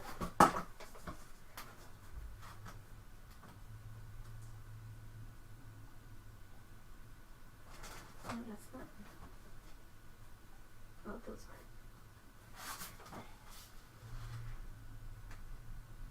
are... Oh no, it's the lemon... Wait.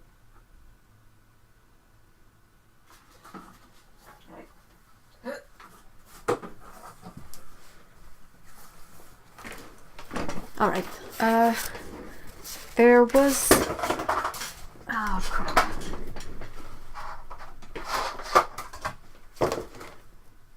Sorry. So, Lemon Yellow, which is PY53, and Windsor Yellow, which is PY154.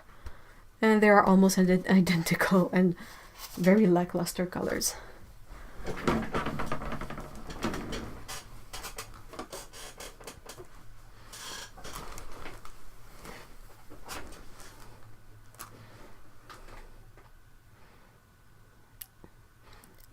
Where are you at, the targeted individuals?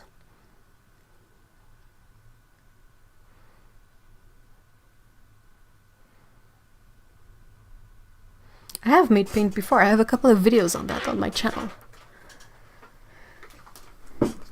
It's quite an enjoyable process, even if it's a bit messy and a bit complex too at times. There's quite a few paint makers in the chat here. There's Dan, there's Eliza, Tsukaboo is about to start making paint, Lee has made paint.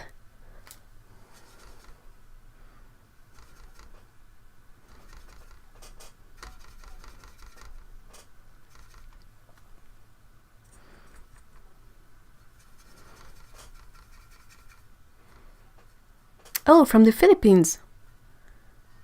Yeah, that's not... Though, possibly you have access to Mugello paints, possibly easier.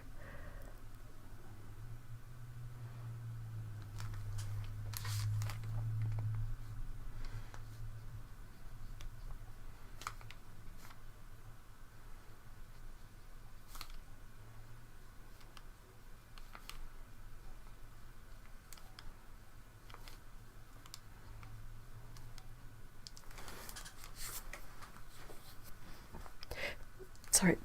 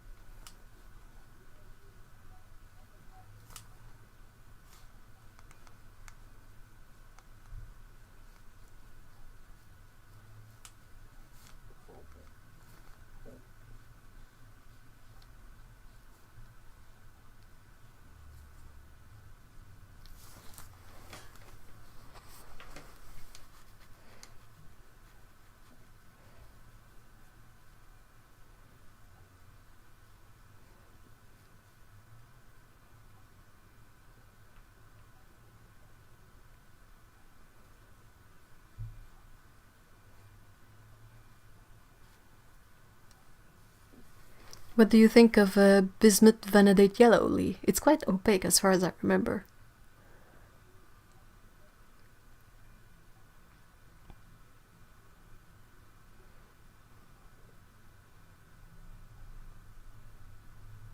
Aww. That's great box of paint.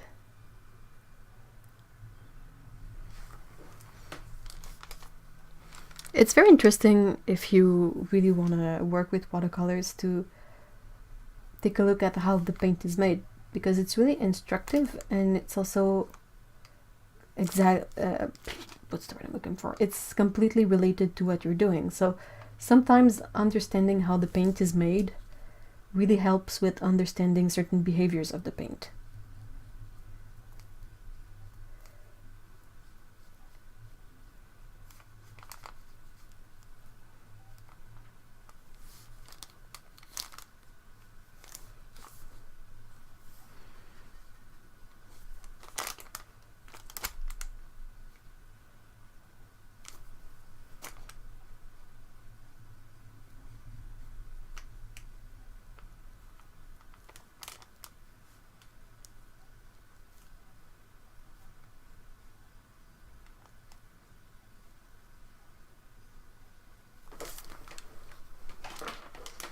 Sennelier and Shinhan are my most used brand currently. Those are quite nice.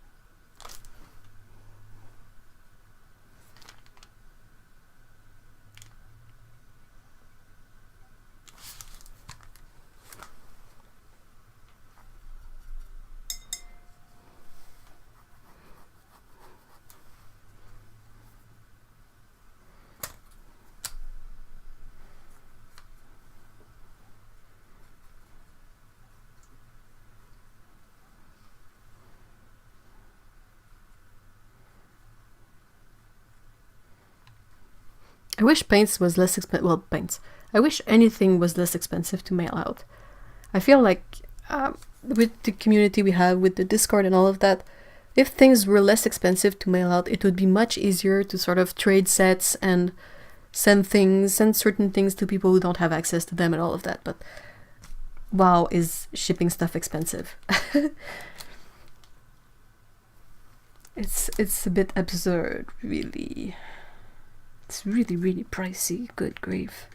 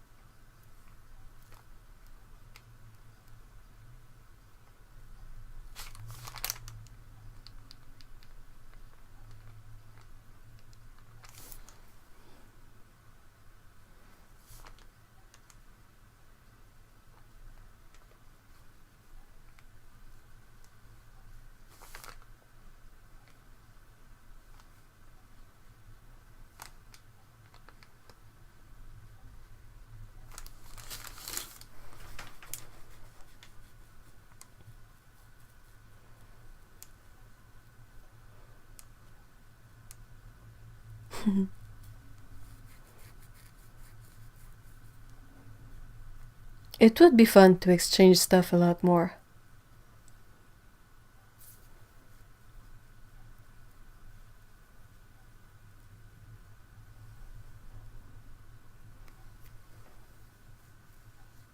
How expensive was it to send the pallets then? Just out of curiosity.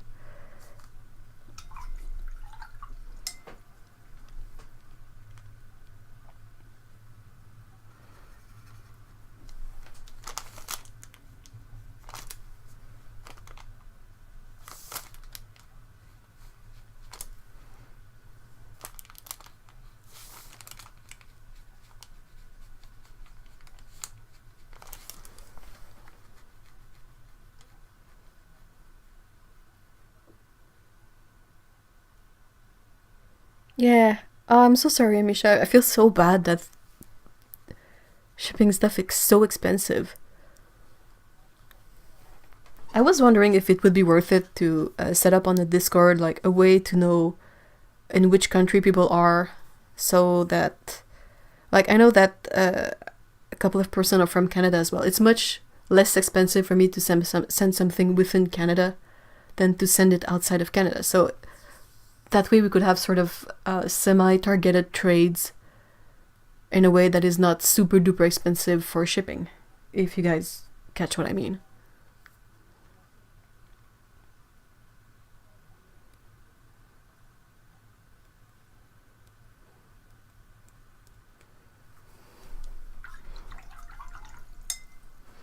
Because I think that, like, with this community, with the persons with YouTube accounts. Oh, thank you so much, Amisha. But yeah, like you have Dan, me, Lee, Otto, possibly. Who else? I'm pretty sure I'm forgetting people.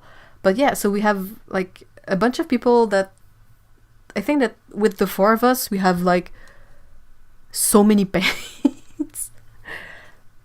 Like I have a lot of Daniel Smith paints and I don't often use them. And I'm doing the giveaway thing with the Renaissance ones. And like all of that. So yeah, I was wondering about making possibly perhaps groups and Discord of where people are from, but I don't know if people would be comfortable with sharing their country. Like that visible all the time. Anyway.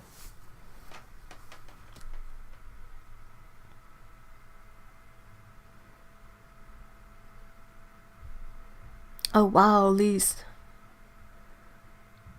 I think Canada is really expensive.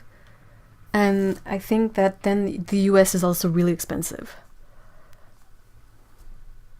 I'm painting so slowly. Wow, that's fine. That's fine. That's not actually a problem. Hey, we're having a great time. Well, I'm having a great time, and I hope you guys are having a great time too. I have a substantial amount of Daniel Smith, and I don't really use it. And I feel kind of bad about not using it, but then again, one can only use so many paints at one time, you know. And I have quite a few palettes, so I don't know what exactly to do with it, but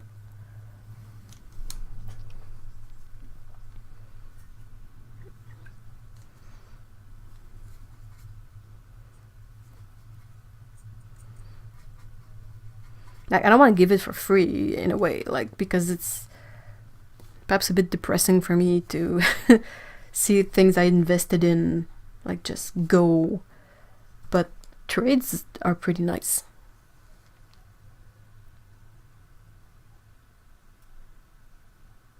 So anyway, that's just food for thought.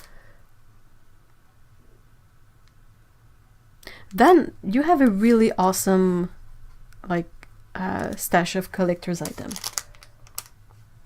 Like your vintage palettes are lovely. The vintage paints you've managed to find are also really awesome. That's not necessarily things to trade, but I think you should really feature them more so we can live vicariously through you.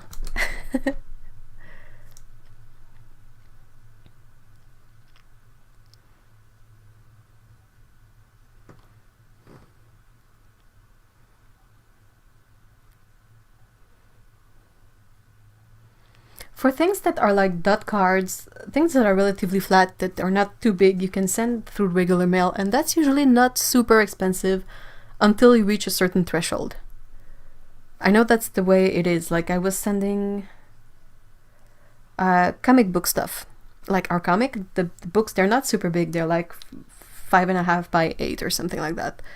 And if it's under a certain weight, it's less expensive to send it as regular post. And it can be sent as regular post because it is like paper, I think.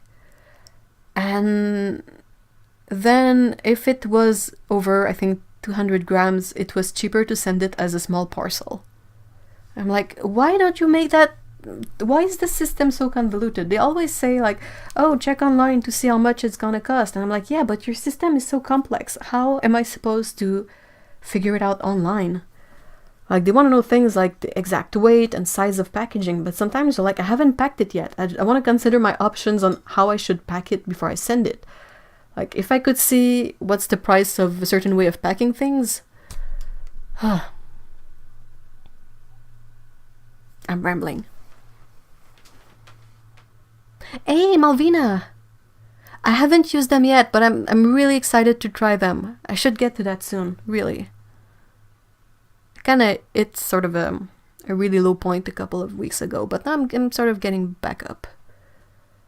So I'm trying to get a bit more stuff done. But I'm really, really excited to see those. I think they will be quite good still, but I think the hardest part will be to unwrap them.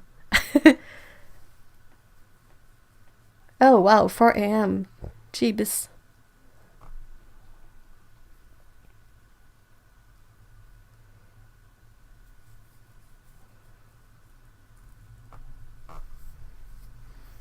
Yeah, I haven't figured out how to buy postage online. I will check out Chit Chats that Eliza mentioned.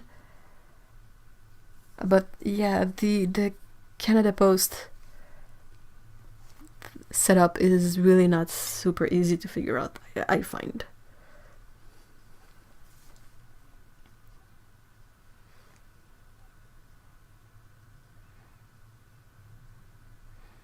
I have so many videos overdue, guys. I try not to think too much about it because it's kind of stressful in a way, but at the same time I try to keep them in mind. I think the silver foil sort of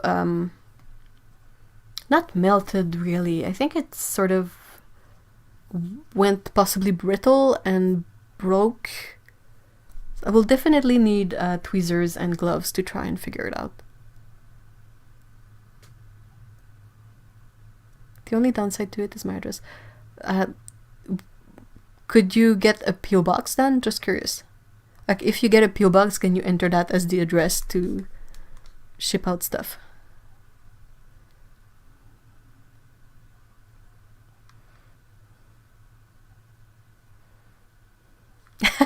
Yeah, fellow Canadians will absolutely know what I'm talking about. Like, they know me at the post office because I go there quite often. And once the lady there was like, oh, you know, you can prepare all your postage online. And I was like, oh, awesome. And she gave me kind of a flyer to check that out with the URL on it. And I was like, oh, cool. So I went home and I checked it right away because I was like, that's pretty relevant to what I'm doing. And I got so lost so fast. I was like, there's no way to...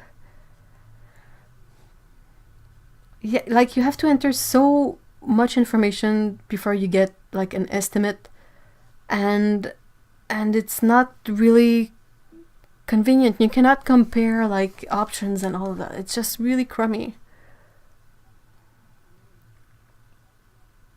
Yeah, I'm glad you guys don't know my queue because there are some things that I took so long before getting around to, and I'm like, it's not because I don't want to, it's just because there's so many things to juggle. Like, I have another video I got partly on the way that features a palette that Ame from Eventually Everything Mixes sent me easily 2 years ago. I just got around to like playing with it, and I'm like, my organization is really like not very well thought out. You've gone from 9.11 per package to 5.6. Ooh.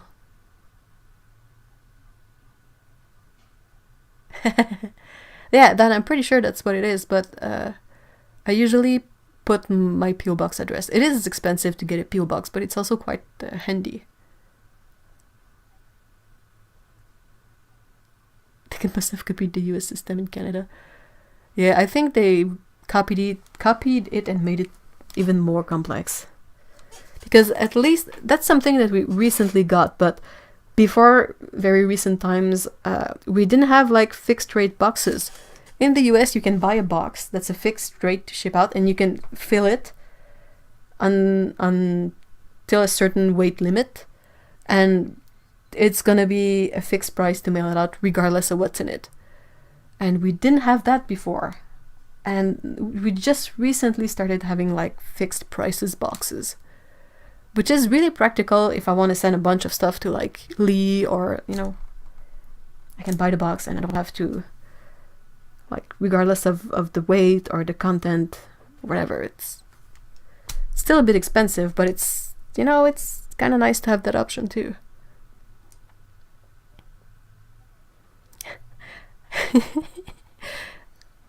I agree, Dan. Dan says, I feel, yeah, I find I have 0 videos on the go, or 5. That's the same thing. Either I got nothing going on, or like so many things going on. And they all bottleneck at the point where I have to write the voiceover and record it. Because that's my absolute least favorite part of the process. I'm trying to figure out which color I want to paint the couch. That's why I'm like noodling around.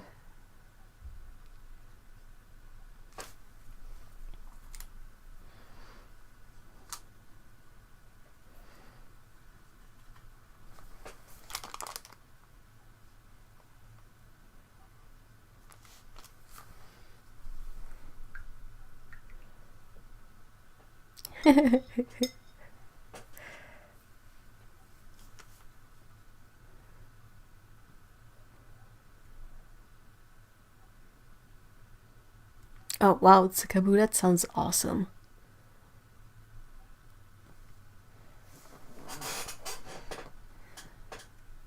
An iPad, an Apple Pencil. Sorry. Whew. And Procreate. Hold on. I'm starting to yawn because I've been talking for a while. That's usually what happens. USPS puts Canada Post to shame. Oh my gosh. Hey, Patricia! The move is over. How's good? Can't find a thing. Sydney is home from the vet and already owns the place. Ah, great news. Awesome. Thank you so much for sharing those great news.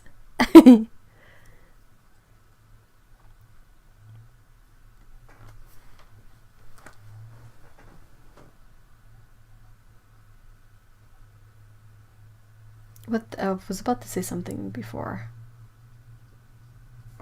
Anyway.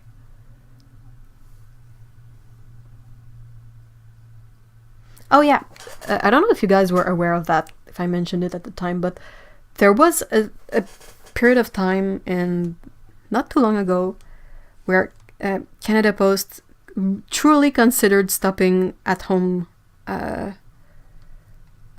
deliveries. Like, you know, the mailman who goes door to door and delivers the mail. They wanted to stop that because it's expensive. And they wanted to install community boxes instead in places. And yeah, people were not happy about that. People were quite mad about that. So I don't know what they're doing, but they really are not doing good work managing Canada Post, honestly. It's baffling. And I mean, fine, like I can walk without any issues. So if they decided to move my mail to a community box, I would be able to go to it, but that's not the case for everyone. And you have like many people in a situation where they could not do that, especially in the winter. Winters are like crazy dangerous around here because it's mostly ice. And yeah, people were not at all happy about that.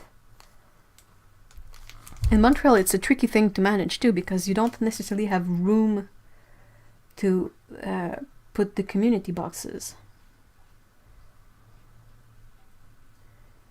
But I'm like, what is mail without at-home delivery? To me, that doesn't work. That's not a thing that's possible.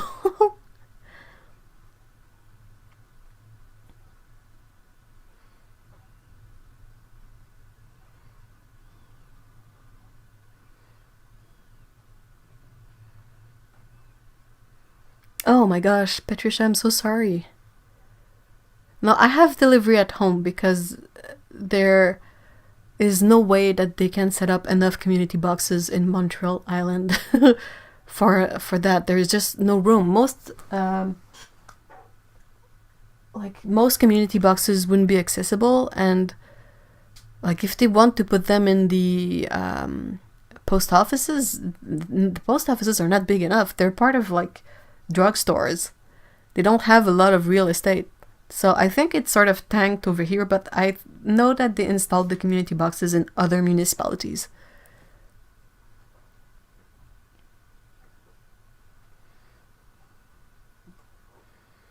It's the complete opposite of a disabled friendly idea.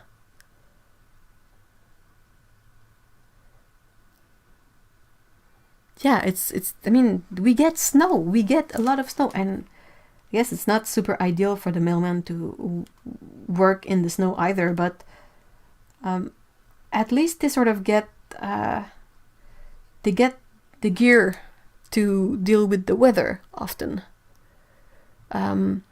Like they have access to kind of a company wardrobe thingy. They have like super warm winter coats, they have boots, they have pants, you know, they have access to a lot of stuff that's branded with Canada Post, but like at least it's provided. For you and me, we might not have the money to pay the gear to wander out when it's icy and minus 30, you know, minus 30 Celsius, of course.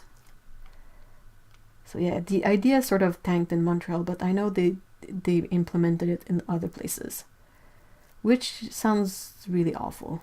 I don't like it. But it is so expensive, and I'm like, yeah, but what are you doing with the money? Why is it suddenly expensive and undoable? Like, I don't know. I know I do my fair share to use the post office and the post, so. Yeah, my mom had a community box before even all that mess, but her community was built with like areas considered for community boxes. It was not an afterthought after the community has been all built up. And it's much less dense than like Montreal.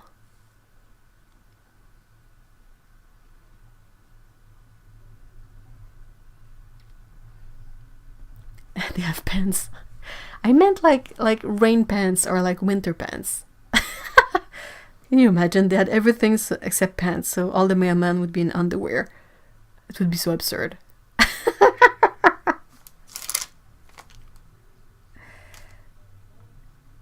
So I ended up doing a orange tabby, I guess. It's kind of my default.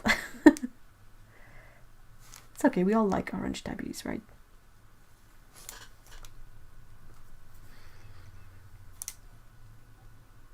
That's true. Lee says, a lot of the more suburban new developments that have community boxes because the houses are further apart and everyone drives anyway. Yeah.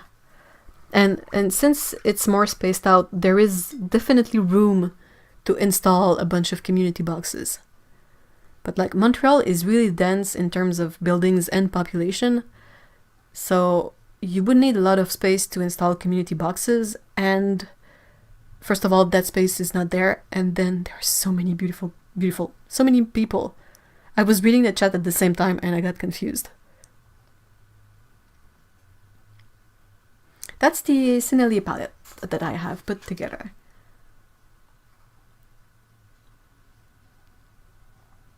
They have a really nice cobalt teal Culinary, and their Caput Mortuum color is also really lovely, and the two together, they make a really nice granulating gray. that separates into areas with a bit more cobalt and a bit more brown. They can't assume folks aren't housebound. Yeah, I know. That was one of the like older people. They won't go out. They tell them not to go out when it's super hot in the summer, and then in the winter it's super dangerous. So how is a community box helpful for them? And I know that quite a few of them get their pensions through mail. So it's important mail. Worst boxes and post mail is in Mexico. Yeah, I heard it's really not great.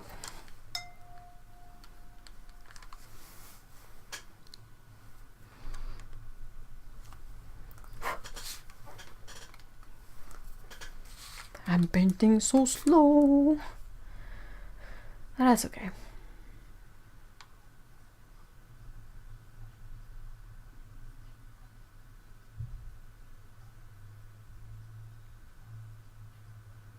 Try to think of the color to paint the couch.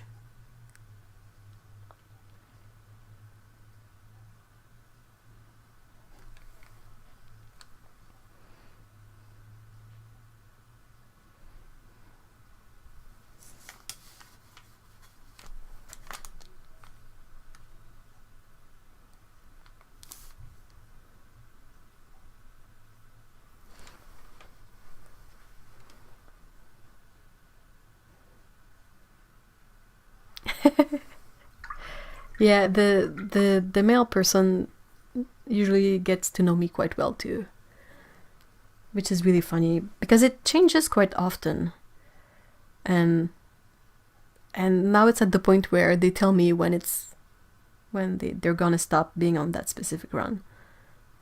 I had a mailman for most of the year that was pretty awesome, and I think he retired at some point.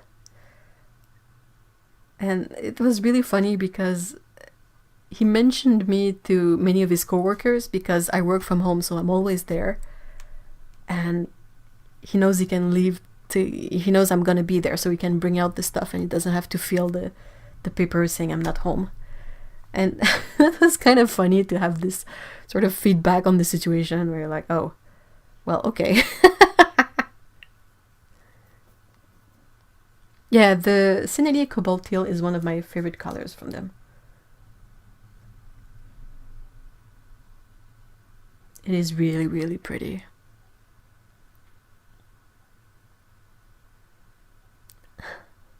That's okay, Patricia.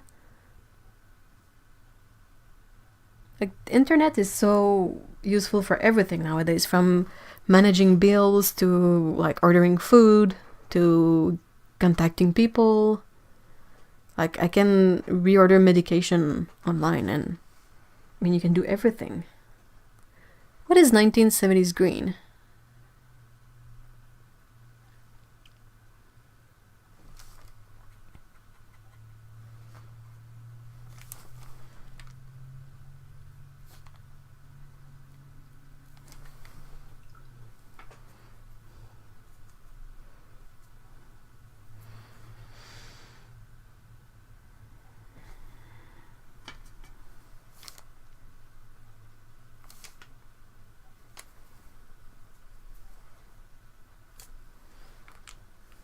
Oh, avocado green. Oh, like the old fridges.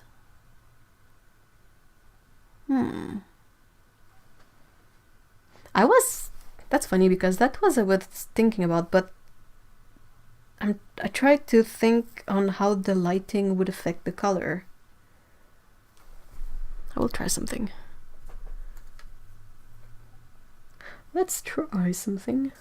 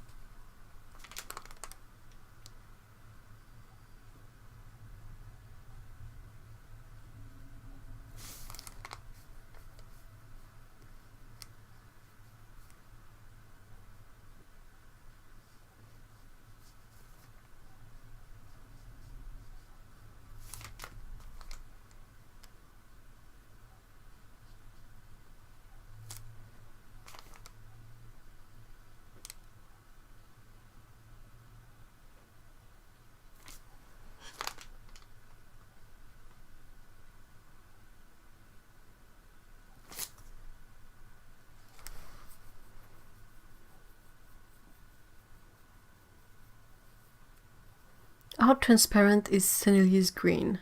A specific green or any green?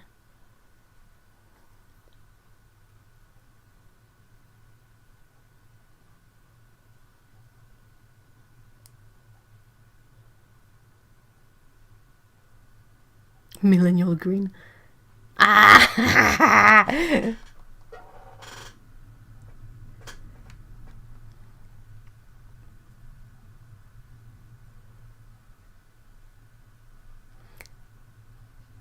How transparent is Senneliers cobalt blue?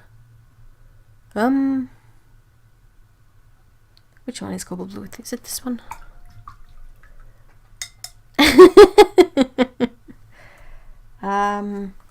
Do you happen to know the number of the color that is cobalt, Senneliers cobalt blue from their chart? Because I labeled the colors on my chart with numbers, so I think it might be 309, but not sure.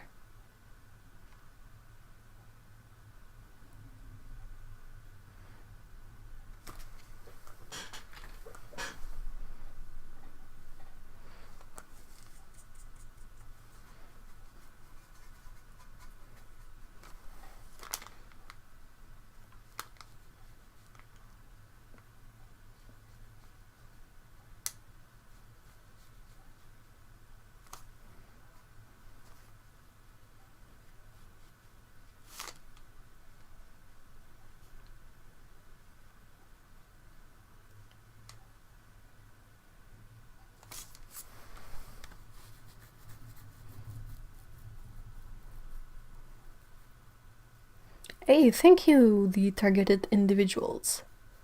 309 is cobalt deep. Oh.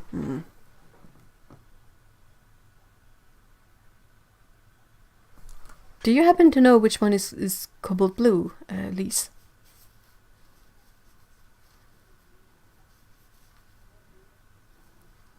Maybe it's 302. That's that cerulean. I don't know.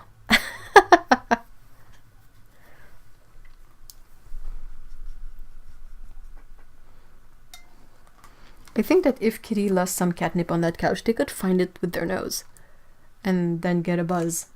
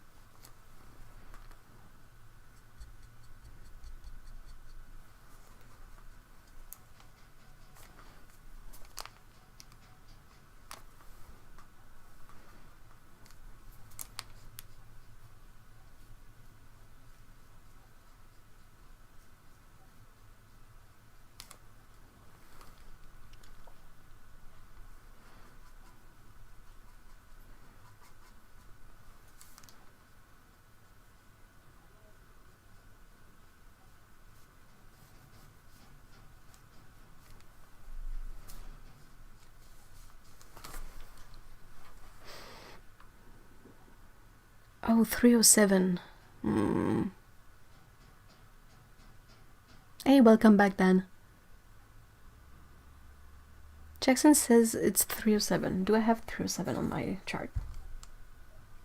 Nope. I only have the deep one. The cobalt deep.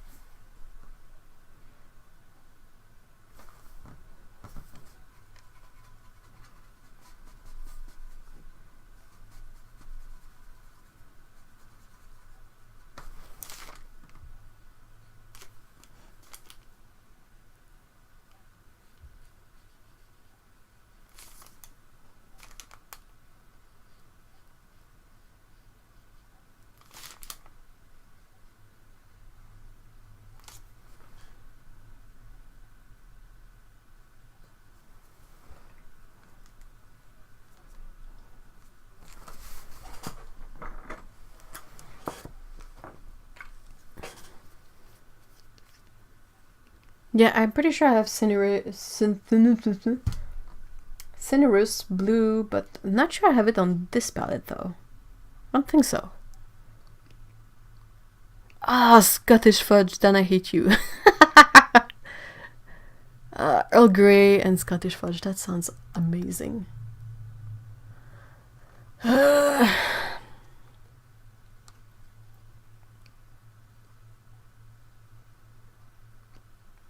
Hey, hi Lana. Usually, cobalt pigments are pretty opaque, and as far as I can tell, Sennelier has a really bad track record of saying what is transparent and what is opaque within their own range. Because from the charts I remember painting of their colors, like they would label a color as transparent, and then when I would swatch it, you could clearly tell that it's opaque. So I think you're better off going with the pigment itself. If it's PB28, it's probably going to be granulating and it's probably going to be opaque.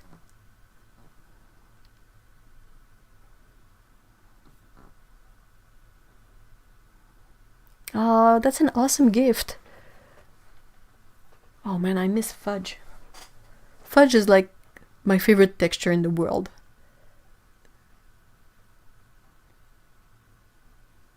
Especially sugar fudge that we make over here. Cream fudge? I don't know what they call it, but it's the one where you cook brown sugar with cream, I think. Oh, that's lovely.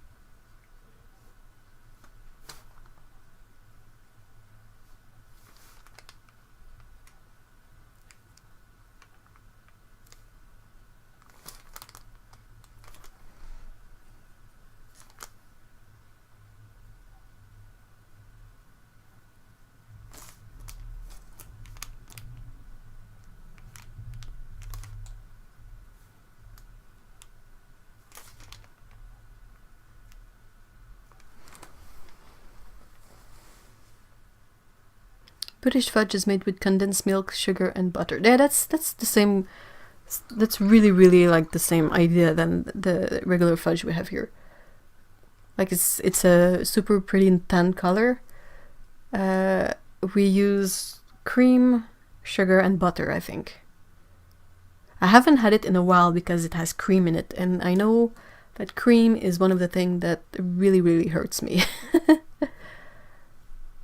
I've managed to make some once by using margarine, soy milk, and the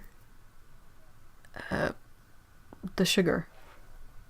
Brown sugar, yeah. But the thing is that it's super calorie dense, so when you make a batch, you're stuck with a lot of it. So I think that's why if I could buy it, I would buy just a small piece. But if I make it, I have like a buttload of it.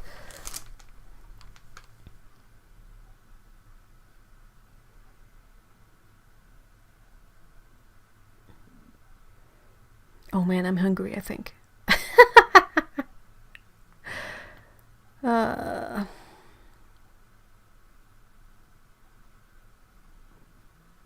Licorice fudge. Wow. I was thinking about licorice the other day, and it's really one of those things like raisins and cilantro that splits people into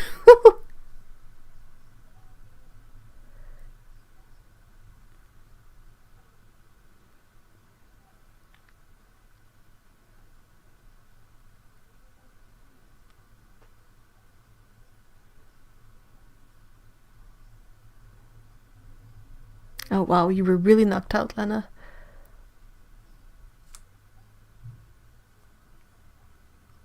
Oh man, fudge is awesome. I can make maple syrup fudge.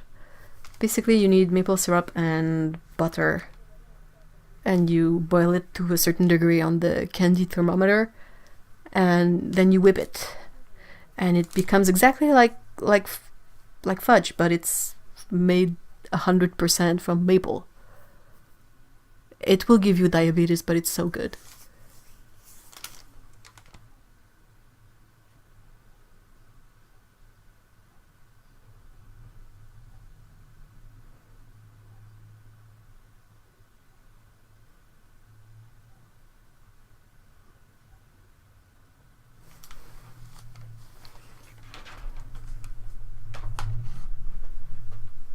Oh, I miss fudge. Well, you need a candy thermometer if you want to make fudge. You cannot do it like, yeah, there are some tests like you drop a drop of it in a glass of water, and if it's does this or does that, but that's a really haphazard way to go about it. You just have to buy a candy thermometer and you put it in the pan. Whoop whoop, diabetes, yeah. Oh, but yeah, maple fudge.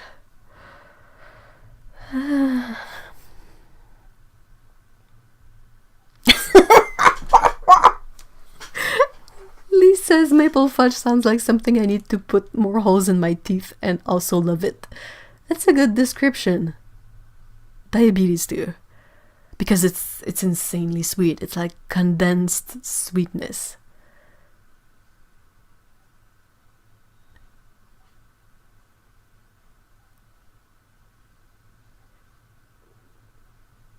The only dairy I can sort of tolerate is butter.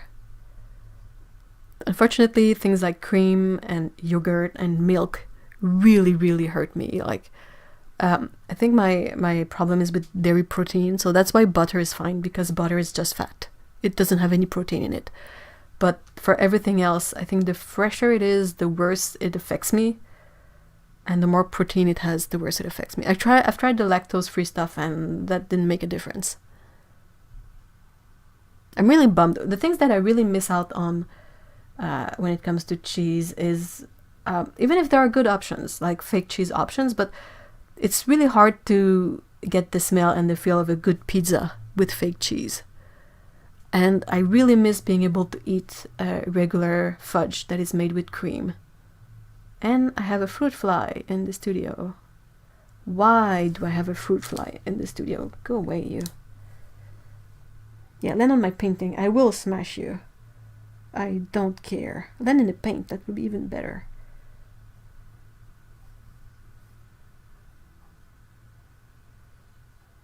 I hate these things. I can never smash them because they're like, they see you come from a mile away.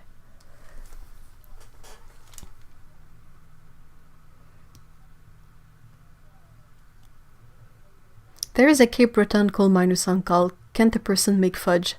It's about the RCMP stopping a kid pulling a sled with bags of brown sugar for her father still.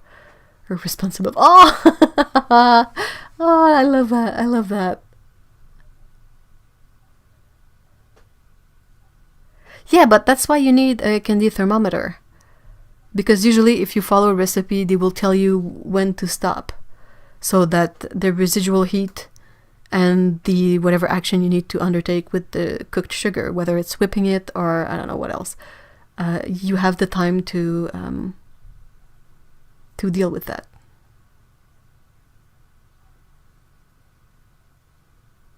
Mixing brands of paint is not bad at all. You gotta mix it. I can only have one piece of fudge at a time. You are much more... Oh my gosh. Even if I should have only one piece of something at a time, my brain will think differently. I cannot have condensed milk either. Maybe I'll try to make fudge with coconut cream. That would work. Definitely. I was able to make fudge with like soy milk and margarine.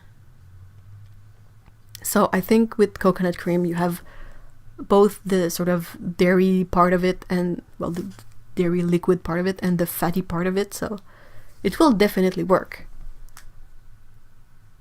Oh man, I want fudge now.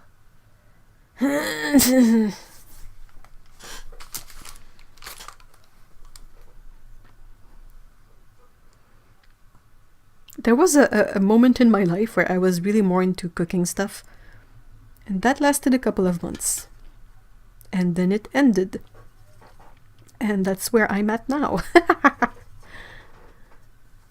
Oh.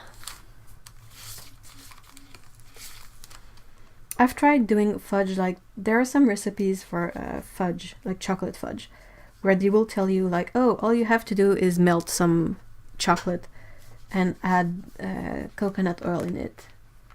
And ta-da, fudge. But I really struggle with any kind of really, really, really strong and fatty coconut stuff. I just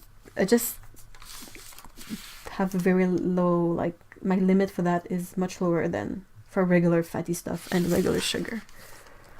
And it's also really, it's hardcore, it's really intense. I think I would prefer to try fudge with coconut milk rather than, well, like sugar fudge rather than chocolate fudge.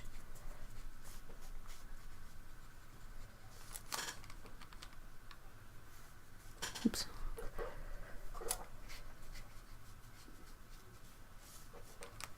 This is gonna cauliflower like crazy.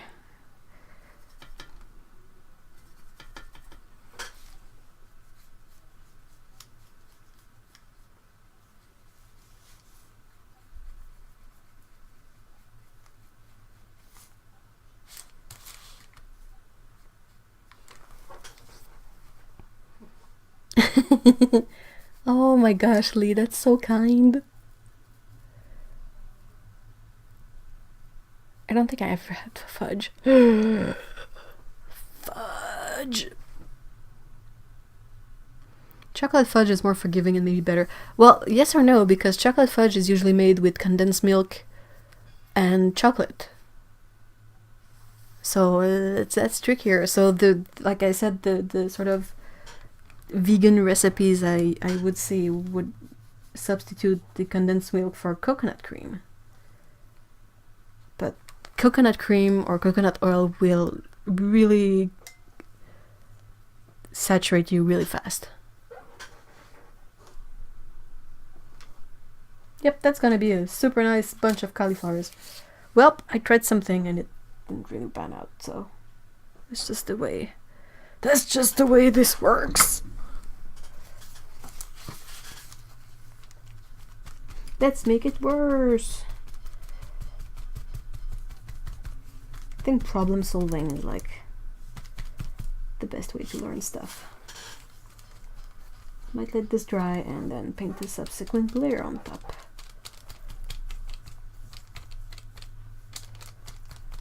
That shouldn't cauliflower if the thing is dry. Yeah. Either way. Nice stucco wall. Stucco? Yeah. That's like patterned tissue paper.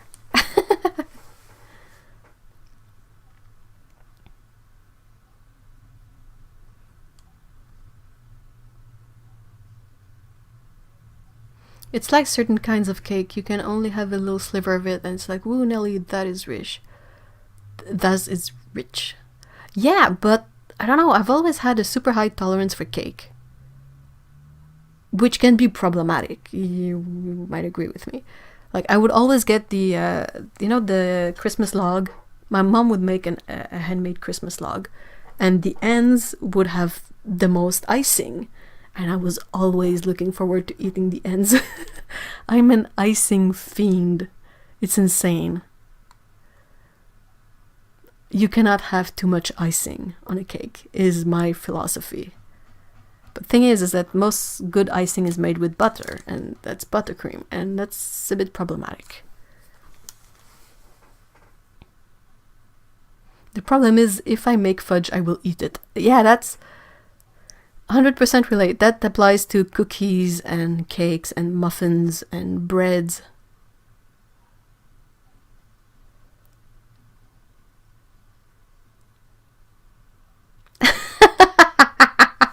Are you an icing fiend too, Dan? Like, I've met so many people that were like, oh, there's way too much icing on this cupcake. And I was like, what? Dude, cupcakes never have enough icing.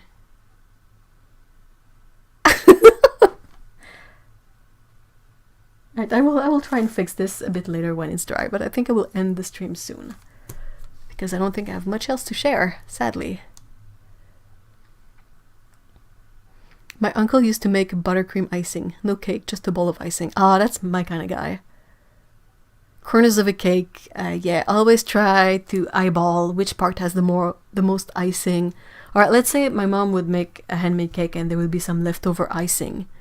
Dude, I'm gonna take a slice of cake with some extra icing on the side because, yeah. And I used to do, I don't know if you guys did that too, but... Oh, you used to be a baker, Dan. Oh my gosh, so you gotta be able to make some pretty epic cake, right? Oh my gosh, cake. Everything cake. But, hold on, let me grab some kind of sketchbook paper, just quickly. You know when you have a typical round cake, like 8 inches round cake that has 2 layers and frosting on the top and the side? Well, usually what you eat is like a slice of it, like this. So you basically have this side of it, that's icing, that's the cake, and yeah, so everything that's gonna be cross-hatched is the icing, right? That's basically what you eat. Well, what I would do as a kid is I would put this on the side, so like you would have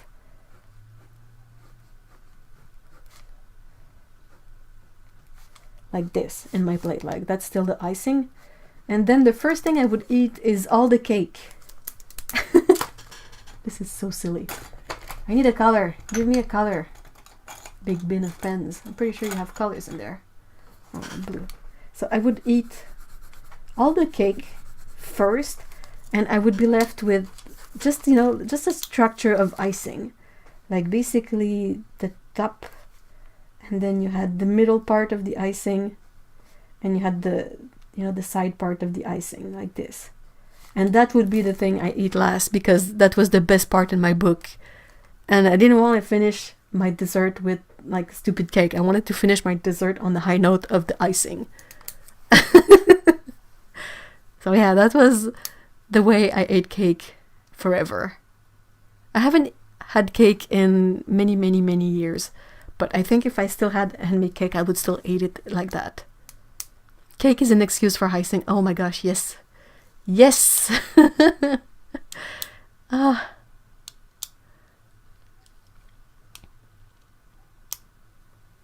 no, Dan, I'm so sorry. That went south so bad. It was until the job stressed me out too much and the high sugar in my diet messed my liver up. Oh.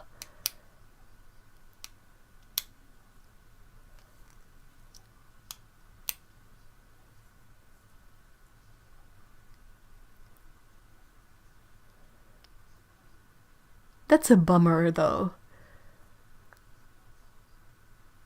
Hey, Juma, hi.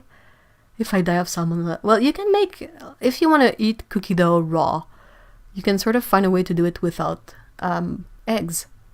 Just gotta look up some vegan recipe.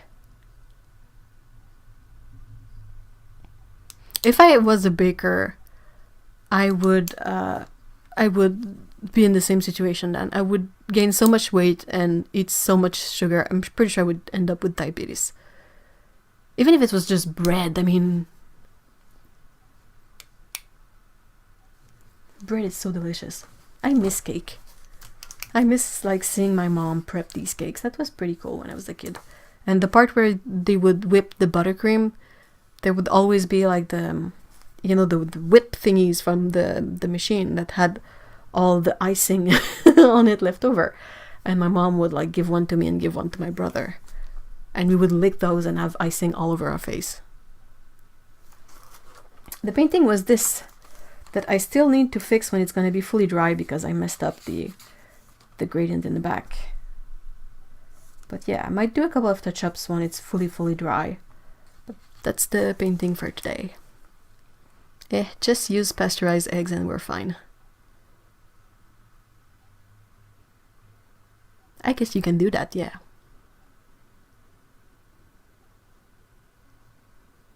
We were talking about eating the leftover Halloween candies, which is what inspired this drawing.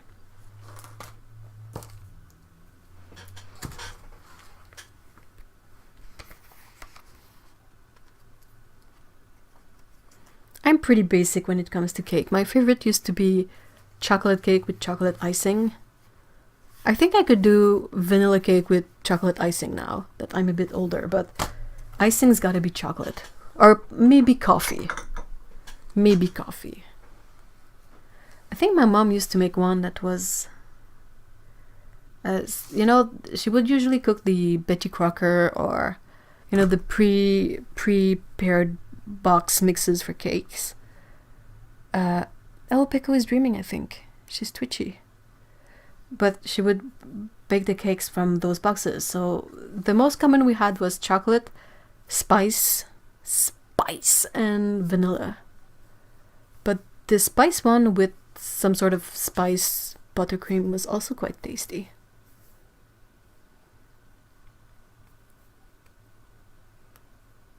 Whisksicles, yeah, that's it. Fruitcake. I haven't had really good fruitcake, to be honest. I'm not a fan of raisins, so that's problematic. And some of the fruitcakes have like cheese cream icing, which is not something I enjoy. But if it's the one with marzipan on top, that has a chance.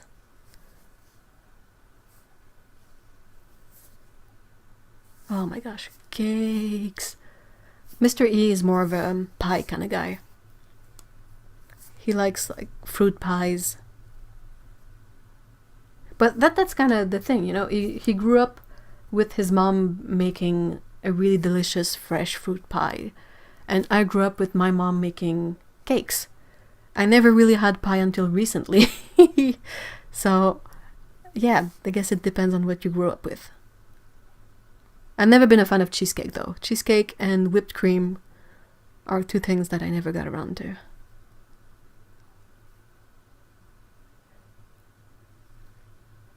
Fruitcake needs to be soaked in rum.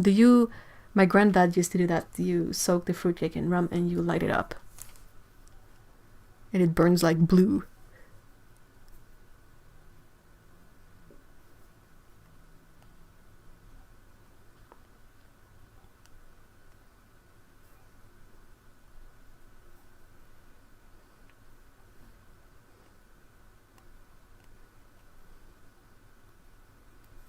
Ew, gross. Marzipan is the best.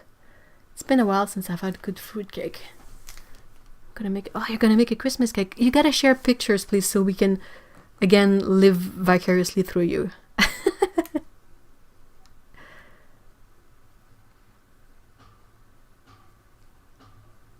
Oh, man. Alright, so I'm gonna call it a day before I eat my painting. Next time I'm gonna paint a cake and eat it. That's what's gonna happen. Raisins are nice, but their resemblance to chocolate and the subsequent disappointing lies are unforgivable. Really nice way to put it. Yeah, fondant is weird because it's basically just sugar paste. It doesn't have any interest or taste. I'm not a fan of fondant either. It's like, yeah, but you can cover cake and make patterns. I'm like, I don't care. Give me a good simple cake with buttercream and we're in. Alright guys, thank you so much for being here. I want to thank Dan for helping with the moderation. There's not much to do ever, but it's still appreciated and you can share links now. So, like I mentioned earlier, we have a Discord server to keep conversations going throughout the week until the next live stream. If you want to join the community and have a great time chatting with all of us. The link is in the description. It's completely free. You just gotta create an account and you can take part in the fun. And yeah. So I hope you all have a great weekend. Good luck to those who, like me, will go back to daylight savings or whatnot tonight. And I hope you don't end up eating too much cake, guys. Have a great weekend. And Pico just woke up in time to say bye. Do you want to say bye? Hold on. Bye. Bye. Okay. Boo. Boo. Mitty bien cute. Mitty donc bien cute. Salut. Oh, compacton. Petite boulette.